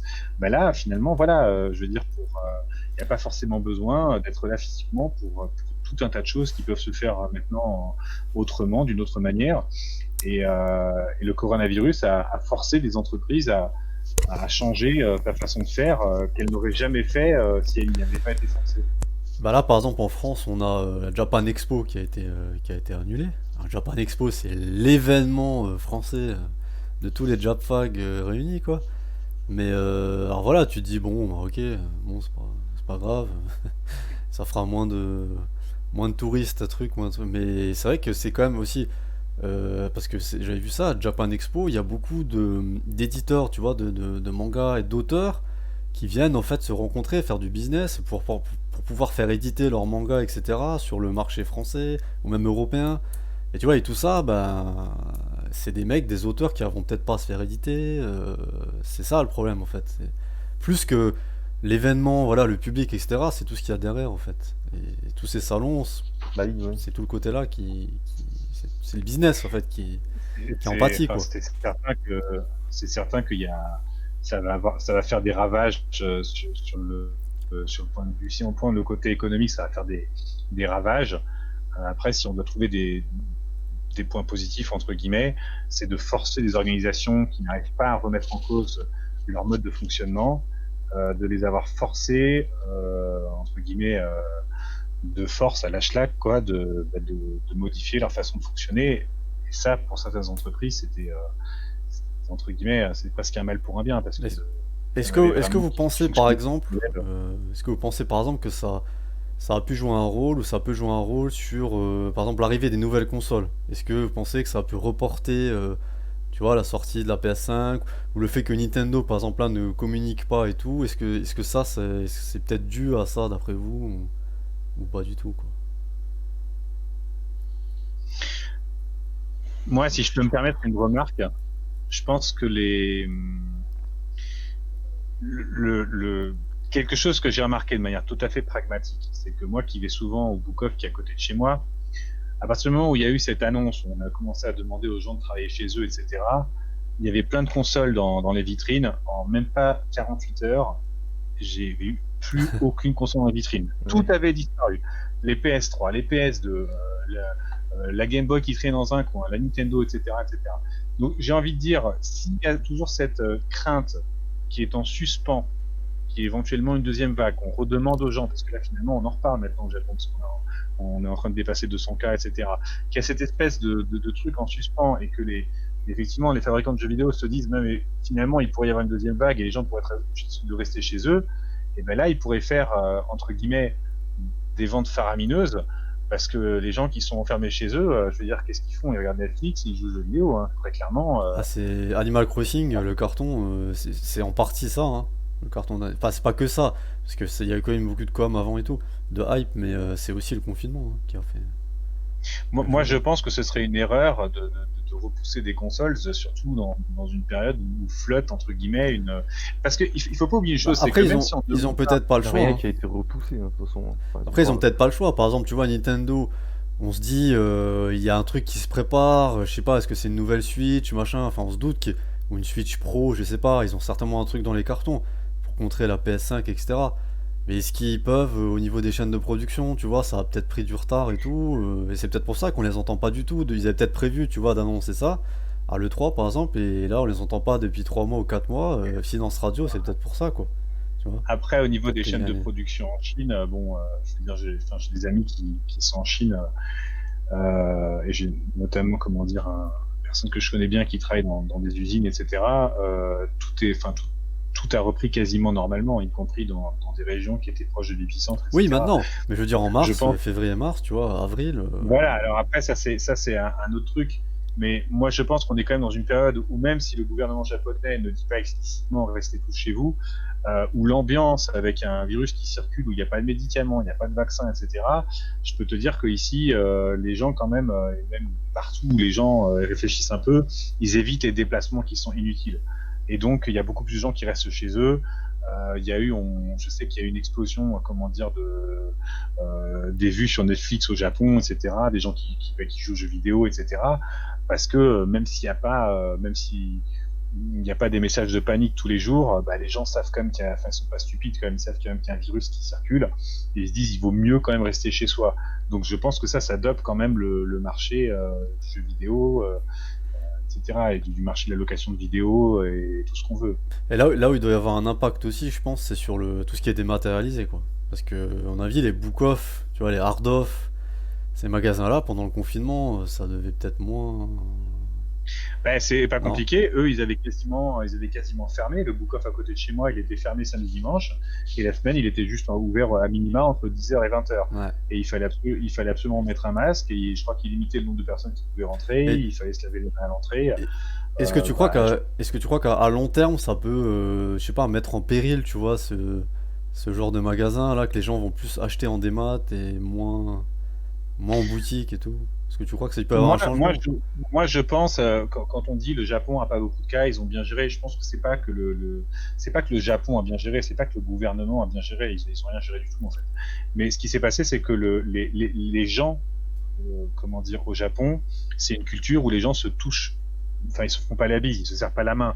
Oui, Je voilà. veux dire, ils gardent une distance sociale. Parce que moi-même, en arrivant au Japon, ça m'a frappé. Quand les gens se parlent au Japon, ils se parlent avec une distance sociale qu'on n'a pas en France. Moi, ça me frappe quand je viens en France. J'ai l'impression à chaque fois que les gens se collent à moi pour me parler, quoi. Et ça, au Japon, c'est pas du tout comme ça.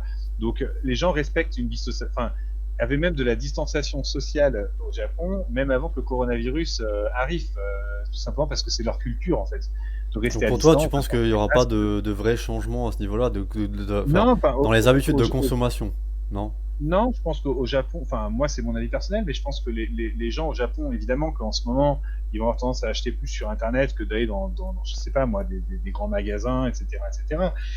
Donc, mais je pense pas que c'est quelque chose qui va rester sur les 10 prochaines années. Je pense qu'à partir du moment où il y a un moment donné où ça va retomber, là on est quand même dans une période qui est encore d'incertitude, donc les gens, s'ils peuvent éviter, bah, ils évitent. Après, Parce que traditionnellement, enfin, j'ai l'impression, hein, je sais pas si toi, je me trompe peut-être, mais traditionnellement, j'ai l'impression que autant chez nous, le démat, tu vois, tout ce qui est jeux démat, etc., même les livres, tu vois, les mangas, nous, même les livres en général, hein, en démat, ça marche de plus en plus, en fait. Les gens ont lisent sur leur iPad, les gens jouent, voilà, ils téléchargent sur PC ou même maintenant sur les stores des consoles et tout. Mais autant j'ai l'impression qu'au Japon, il y a quand même plus encore ce truc du physique, tu vois, le fait qu'il y ait des book-off, des hard-off et tout un peu partout, c'est pas pour rien, tu vois, c'est que les gens ils sont quand même plus attachés, je pense, encore au physique. Et tu penses que ça changera pas, même avec alors le rapport. honnêtement, je suis pas un spécialiste de ça et je me suis pas trop posé la question. Ce que je peux dire simplement, c'est que c'est ce que tu dis, c'est assez, enfin, je suis assez d'accord. C'est d'ailleurs assez étonnant parce que les logements au Japon sont petits.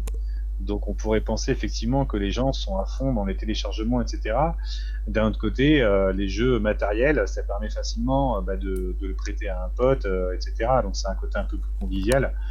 Et oui, je pense que les Japonais aiment aussi avoir comment dire, bah, effectivement, de toucher l'objet physiquement, d'avoir cette sensation, comment dire, d'avoir vraiment, alors que là, c'est plus, évidemment, si le jeu coûte le même prix en dématérialisé comment dire, que vraiment tu l'achètes dans un magasin, je pense quand même que le côté acheter dans un magasin, bah, t'as vraiment acheté un truc, tu tiens quelque chose dans la main, etc.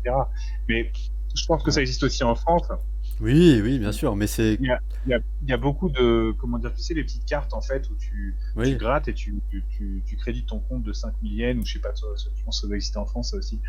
Ouais. Mais ça se vend aussi, pas mal. Après, très honnêtement, je connais pas du tout le niveau enfin, de tout ce qui est dématérialisation. Est-ce que ça, Bah après, c'est vrai bon. qu'en France, voilà, chez nous, ça rentre un peu plus dans les mœurs, je trouve. Mais si, petit à si je petit. peux juste, T'as encore des mecs qui sont attachés, non, mais moi je veux mon jeu, ma boîte et tout. Mais de plus en plus, ça change en fait, comme il y a beaucoup de gens. ouais, mais si je peux juste faire une remarque, pour la dématérialisation, ça supposerait quand même que les gens ils ont Internet pour télécharger. Je suis pas sûr que dans tous les foyers japonais ils ont forcément Internet parce que maintenant beaucoup, comment dire, ont juste leur smartphone. Honnêtement, je serais curieux de savoir.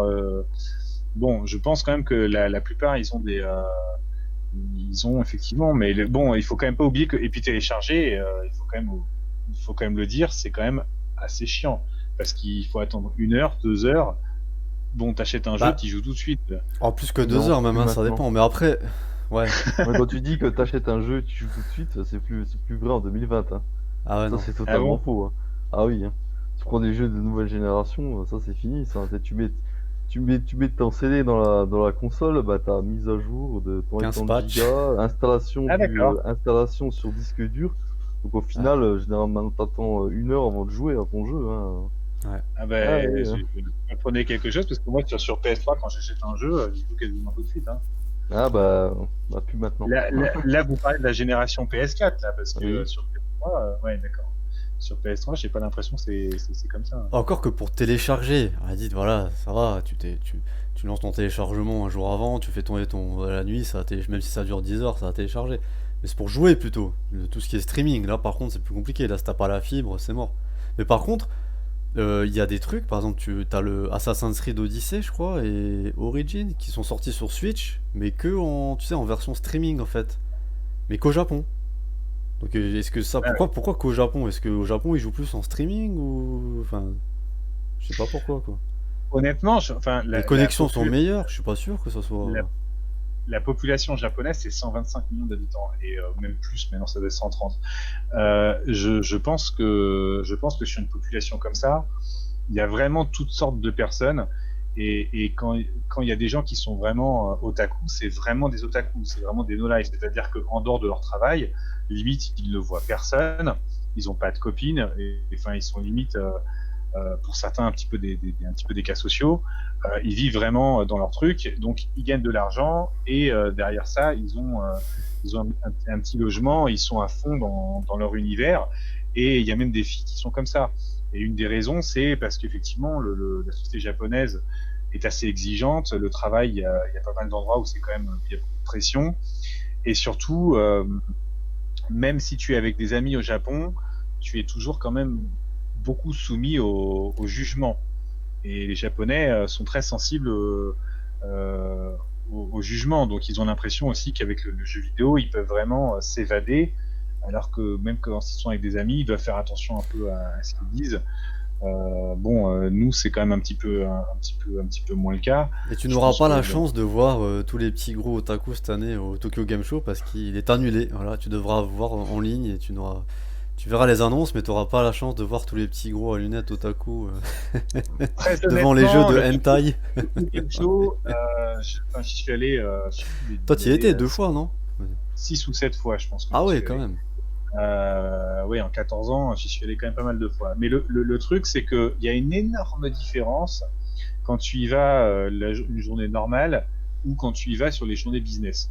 Parce qu'il y a 2 années de suite où j'avais un ami japonais qui était dans le secteur et qui arrivait à me faire rentrer, moi et quelques potes, et on y avait été sur des journées business à 2 années de suite. Ouais, parce que D'ailleurs, attends, faut préciser que le Tokyo Game Show, de base, c'est un public qui est ouvert au public, hein, tous les jours. C'est-à-dire que il n'y a pas y a pas certains jours que business et certains jours que public, comme la Gamescom où c'est mélangé en fait, hein. C'est ça, hein, le le truc. Tokyo Game Show, en fait, tu as 4 jours, c'est Ouais. en général du jeudi au dimanche. Les 2 premiers jours, c'est pour le business et la presse, donc en fait, il faut s'enregistrer sur Internet, donc c'est assez C'est compliqué. comme la Euh, Gamescom, quoi. Ah ouais, parce qu'il me semble que c'était voilà, un salon ouvert au public, ça a changé peut-être, hein. Mais là, c'est complètement ouvert, hein. C'est mélangé, c'est-à-dire il n'y a pas de jour réservé au business. Enfin, il n'y a plus en tout cas. C'était peut-être le cas, mais c'est plus le cas. là, tu m'apprends quelque chose. Moi, en Ouais, tout cas, quand j'y suis allé, les journées business, c'était en 2013 et 2014. Ouais, ça Donc a à peut-être l'époque, changé. ouais, vraiment voilà. préparé.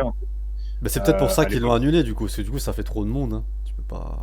Voilà. En tout cas, ce que je peux dire, c'est que en 2013-2014, quand j'y avais été, je pouvais rentrer. En plus, c'était marrant parce qu'en fait, à l'époque, il y avait, je crois, un casque de réalité virtuelle. Je crois que c'est le casque de la PlayStation qui est sorti des années plus tard. Et en fait, il nous disait oui, mais non, en fait, c'est que pour la presse, etc., etc. Alors, on a fait passer un copain pour un mec hyper célèbre, etc., qui vient du fin fond du monde, juste pour jouer à ça. On a baratiné à mort pour que la nana elle nous laisse jouer. Et finalement, on a été traités comme des VIP en baratinant à mort. C'était assez drôle. Effectivement. Et dans les journées business, oui, tu pouvais discuter. Il y avait beaucoup moins de monde. C'était très agréable. Tu circulais dans les allées tranquilles. Quand tu vas dans une journée normale, je veux dire, c'est juste, c'est Ouais, tu fais rien, quoi. bah, tu peux rien faire. Je veux dire, Moi, j'ai fait la Gamescom une année, c'était aussi en Ouais, 2014. Il y a tellement de monde que tu fais rien, en fait, hein. ça c'est. À part te Moi, promener dans les allées, tu fais rien. moi, les mecs, je crois que tu j'ai fais fait le rien, pire. tu respires pas. Voilà.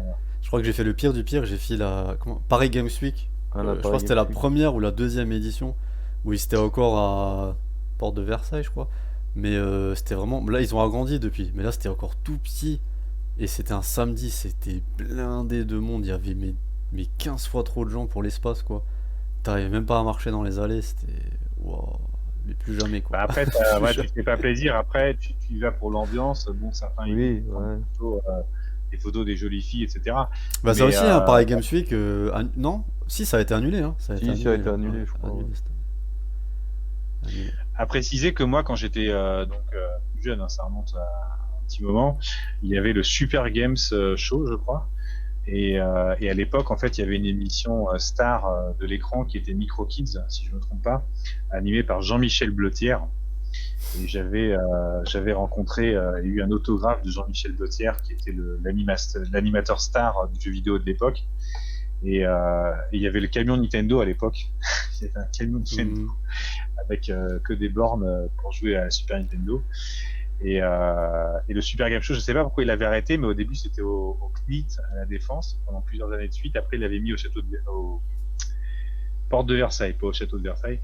Et il y avait des tournois de Tekken 2 dans Tekken 2 à l'époque. Et c'était vraiment super. Donc je connais plus après les marchés, comment dire, les salons de jeux vidéo qui se sont faits. Mais à l'époque du Super Game Show, je me rappelle qu'il y avait beaucoup de monde. Mais je me rappelle très bien qu'on arrivait parfaitement à jouer. Il fallait juste peut-être attendre un petit peu. Mais quand j'avais été au Tokyo Game Show, je m'étais dit qu'il fallait être un petit peu comme le Super Game Show. Mais en fait, là, vraiment, au niveau du monde, il y a une proportion qui fait que tu peux vraiment pas jouer, quoi. Je veux dire, à moins de se lever à 6 heures du matin pour faire la queue, pour avoir des tickets, puis voilà, quoi. Mhm. Je veux dire, c'est pas. Bien, bien. Est-ce que. Bah, tiens, on parlait de Nintendo. Est-ce que vous avez un pronostic pour la date du prochain Nintendo Direct qu'on attend tous avec impatience là? C'est quand? Moi, je dirais qu'il y en aura un peut-être genre mi-août, je pense, Mi-août, ouais. pour Ouais. annoncer ce qui pourrait sortir en fin d'année. Ouais. Moi, je vois aussi avant septembre. Ouais, avant septembre, genre fin mi-août, ouais, mi-août ou fin août. Ouais. C'est quoi Nintendo Direct? Bah, c'est leur conférence en ligne, quoi, où ils t'annoncent Où ils les présentent un peu trailers, voilà. tout ce qui a à Tout ce venir, qui quoi, arrive. dans les jeux ou des trucs comme ça. Ouais. En tout cas, non, mais c'est vrai que c'est marrant de voir bah, comment ils s'adaptent, au fait, hein, avec tous ces salons annulés et tout. Ils font chacun leur petit événement. C'est marrant de voir ça. Après, à voir bah, sur la durée, quoi. Est-ce que ça aura vraiment des répercussions sur la durée ou est-ce que c'est que temporaire? Moi, je pense qu'il y aura quand même le télétravail, par exemple, tu vois, c'est un truc qui va se développer quand même dans ce secteur-là, sur la durée, je pense. Tout ce qui Ouais, est, ça va rester, je ouais, pense. tout ce qui est conférence aussi en ligne, ça aussi, c'est un truc qui va rester, je pense, mais ouais, sur la communication des constructeurs et tout. Et après, bah voilà, quoi, à voir. Je pense que sur le télétravail, je veux dire, c'est une bonne question. D'ailleurs, la prochaine fois que je discute avec mon ami qui lui travaille dans les jeux vidéo, je peux lui poser la question comment les sociétés font avec le télétravail dans le secteur des jeux vidéo, sachant qu'il m'avait dit quand même que c'est un secteur où c'est très cloisonné, il va y avoir une équipe qui va s'occuper par exemple des personnages, une équipe Oui, des voilà. textes, etc. Donc, il y a certaines équipes et certains types de travail qui peuvent parfaitement faire en télétravail, notamment, je pense, les équipes de traduction, par exemple, il y a apparemment besoin qu'il y ait un bureau pour ça, je pense. Mais bon, Mais il y a après, des, je pense que c'est vraiment ce qu'on fait. il y a des jeux qui ont été finis hein, en télétravail. Je crois par exemple FF7 Remake, là, il a été fini. Je crois qu'il était en télétravail quand il a été fini, il me semble. Ah bon. Ouais, ou certains jeux qui sont sortis là entre avril et mai. Oui, bah peut-être, hein. Ouais. Après, c'est sûr, ça complique un Sûrement. peu le truc. Mais bon, c'est un secteur où c'est possible, quoi. Là, comparé à d'autres, c'est largement possible de faire du télétravail. Bon, j'espère quand même qu'on aura la chance de faire un Tokyo Game Show un jour ensemble. Ça existe encore d'ici là. Ça serait quand même bien.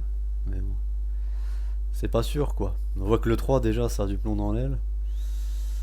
Est-ce que le Ouais, et puis Tokyo Game les Show Jeux va Olympiques l'année survivre? prochaine, Je ne sais pas. on sait même pas si ça va pouvoir avoir lieu parce que les Jeux Olympiques, bon, la situation actuelle avec le Brésil notamment où ils ont des cas qui explosent et tout, on sait pas comment ça va évoluer, quoi. À voir. Ouais, Parce que ok. les Japonais n'ont pas envie de voir un tas d'étrangers débarquer avec le coronavirus chez eux, hein, ça c'est sûr. C'est sûr. Mais les Japonais ont le droit de venir en Europe, hein.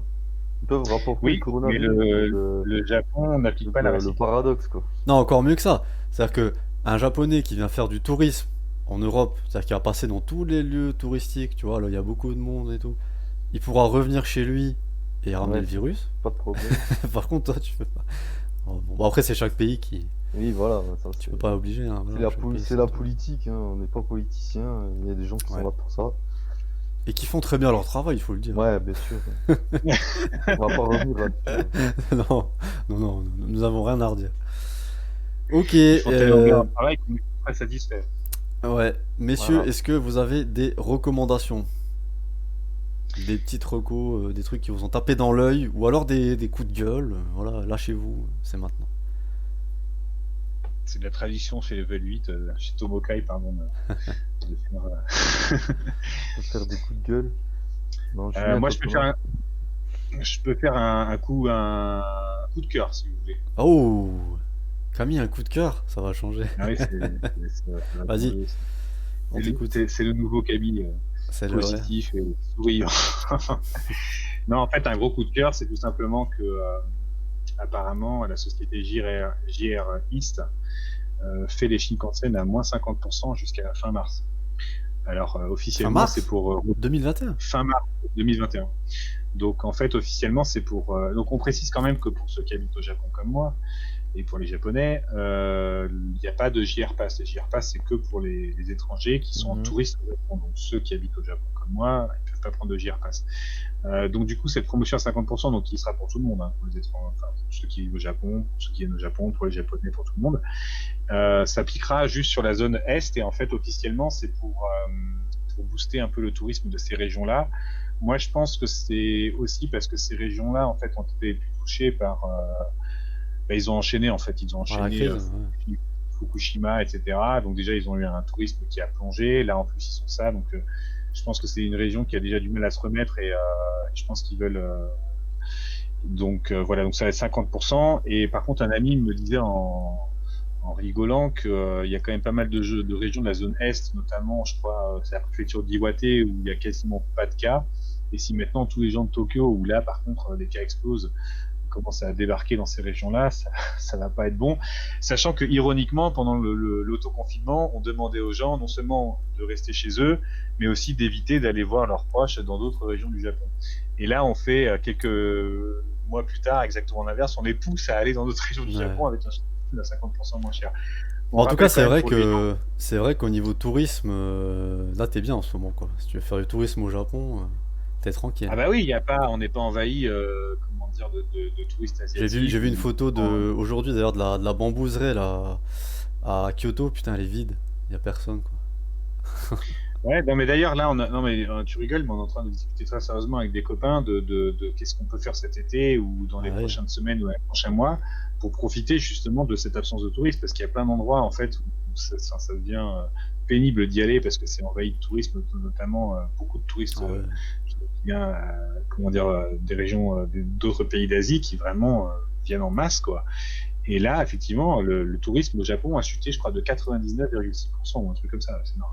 Parce que les Japonais, il faut le dire, hein, les Japonais, ils voyagent beaucoup à l'intérieur du Japon. En fait, il y a beaucoup de touristes japonais qui voyagent à travers les régions, les touristes intra-pays, quoi. Et c'est Ce vrai qui est que un truc un peu rigolo, en fait, avec le Japon, c'est que il y a des endroits où tu y vas, c'est quasiment que des Chinois, par exemple. Ah bah Kyoto, voilà quoi.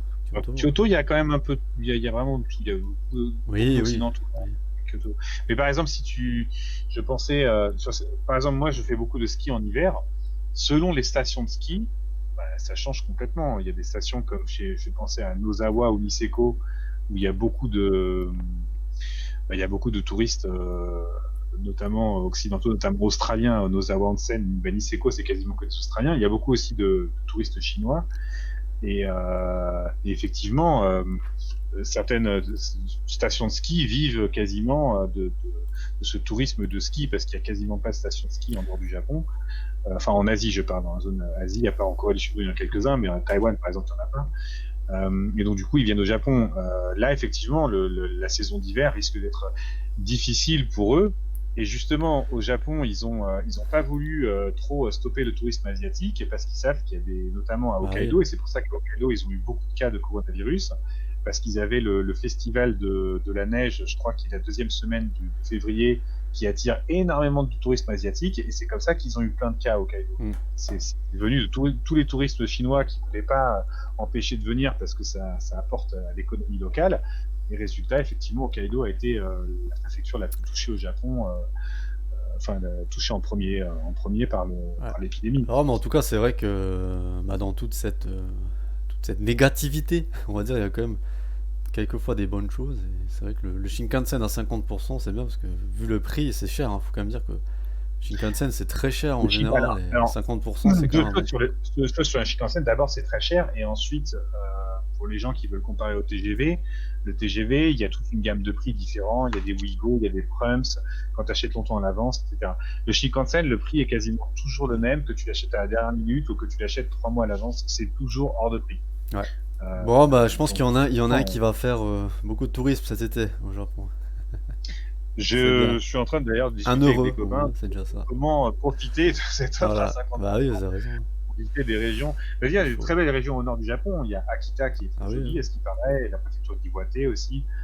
Bon, c'est des endroits, je vais essayer de visiter. Ouais. Greg, des recours? Pour l'instant, j'en ai pas. Peut-être je fais du teasing pour la Allez. prochaine émission. Je suis en train de regarder Full Metal Alchemist sur Netflix. L'animé. Bon, pour l'instant, j'ai pas assez regardé pour avoir un avis. Donc, Tu réserves encore ton jugement. je réserve mon avis. Bon, même si je pense que pas mal de gens l'ont vu, parce que ça date quand même de 2003, il me semble, l'animé. Donc, Ouais. moi, j'ai du retard à rattraper. Prochaine, on va déjà faire. Avant de donner mes recos, c'est vrai que la prochaine émission, on aura des gros morceaux parce qu'on aura Ghost of Tsushima qui sort le 17 juillet, Paper Mario le même jour, donc déjà 2 gros morceaux. Je pense qu'on va y jouer tous les deux. Moi, je vais plutôt prendre Paper Mario parce que je pars en vacances et donc du coup, je pourrais jouer en Ouais. nomade. Et je pense que toi, tu prendras Ghost of Tsushima. Oui, je pense. Ouais. Donc, Je prendrai les deux. Mais... on aura déjà 2 gros morceaux qui nous attendent. Et je vais quand même faire mes recos, parce que voilà. Et moi, c'est des petits coups de cœur, parce que voilà. Je râle déjà beaucoup en temps normal. Je vais quand même essayer de faire des petit peu de positivité, n'est-ce pas, dans tout cet océan de négativité.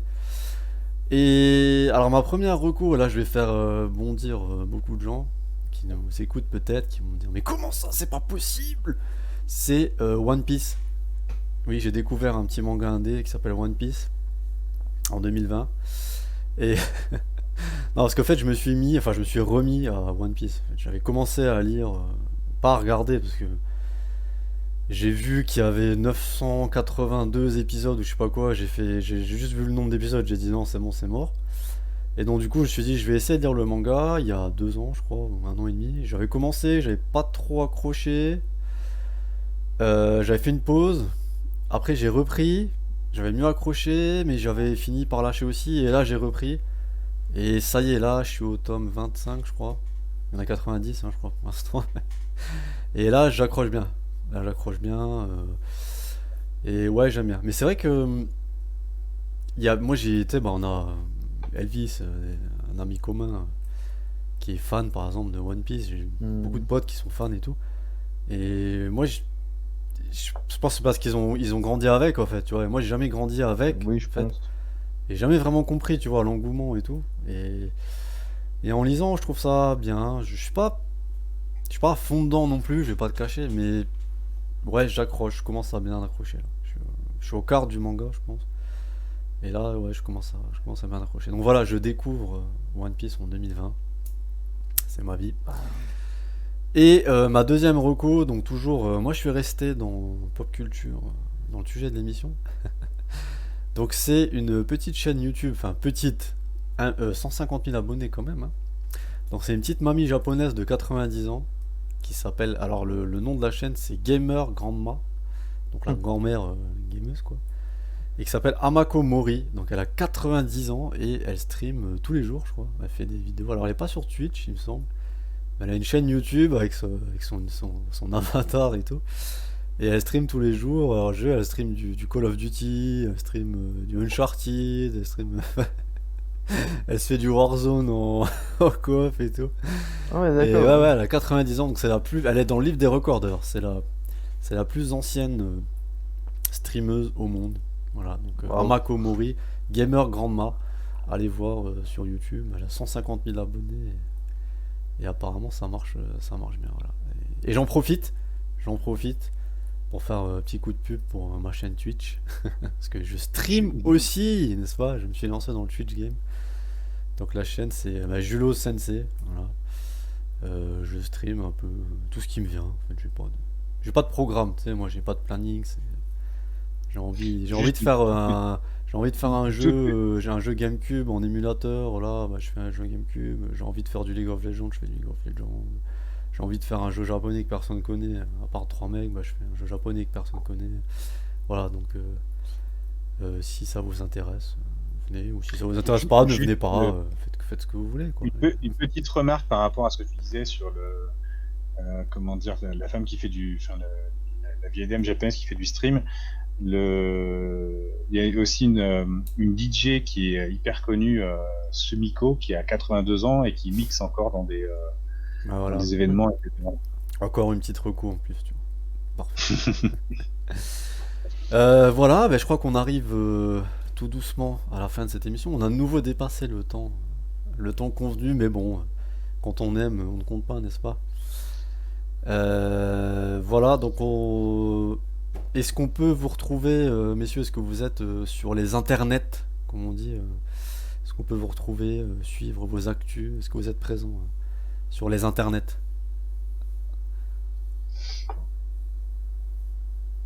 Moi, je suis pas trop chaîne YouTube, etc. Donc, Non. Et un réseau je social? pense Non. Twitter, t'es pas sur Twitter? non, non, je j'utilise pas trop. Je suis un peu trop vieux, moi, pour ça. Non, trop, ouais, c'est ça. Je suis Bah, on pas est trop dans les presque trucs. presque boomers tous, hein, tous les trois. Et Greg, toi, on peut te retrouver sur Twitter, je crois. Ouais, bon, j'ai un Twitter, mais bon, je m'en sers pas plus que ça, hein, donc, Voilà, donc c'est c'est juste pour voir un peu les conneries des autres, hein, c'est tout, hein. tu sais, c'est le mec qui fait Pour troller les gens, c'est le mec qui c'est fait un à compte ça sert Facebook les sans réseaux photo de sociaux. profil, sans rien, juste pour regarder les profils des autres, tu sais. Voilà, c'est ça. Mais J'en ai pour connu des troller, comme ça. hein, Je ne citerai pas de troller. nom, mais ouais. Et bah écoutez, voilà, alors on a une chaîne YouTube, Tomokai, donc n'hésitez pas à aller faire un tour aussi, à vous abonner. On a un compte Twitter. On a aussi, enfin, ma chaîne Twitch, donc Julo Sensei, sur laquelle je stream régulièrement des jeux divers et variés, n'est-ce pas? Donc, n'hésitez pas à venir faire un tour, faire un coucou, vous abonner, lâcher un billet éventuellement, pourquoi pas, hein. Voilà, parce que Mec, Non, qui c'est cherche à être partenaire Twitch. voilà, on remercie Helios qui nous prête voilà sa chaîne pour diffuser. Alors l'émission sera aussi à retrouver sur notre chaîne YouTube. Hein, on uploadera aussi. Voilà, on vous souhaite un bon week-end si vous nous écoutez le week-end, une bonne semaine si vous nous écoutez la semaine, une bonne soirée si vous nous écoutez la soirée, une bonne journée si vous nous écoutez le matin. Voilà. Et puis, Je crois que t'as tout fait, c'est bon. et puis bah voilà, on vous dit à À très bientôt pour bientôt. la prochaine. On aura du Voilà. lourd hein, à décortiquer ensemble. Voilà. Bye bye. Salut à tous. Bye bye.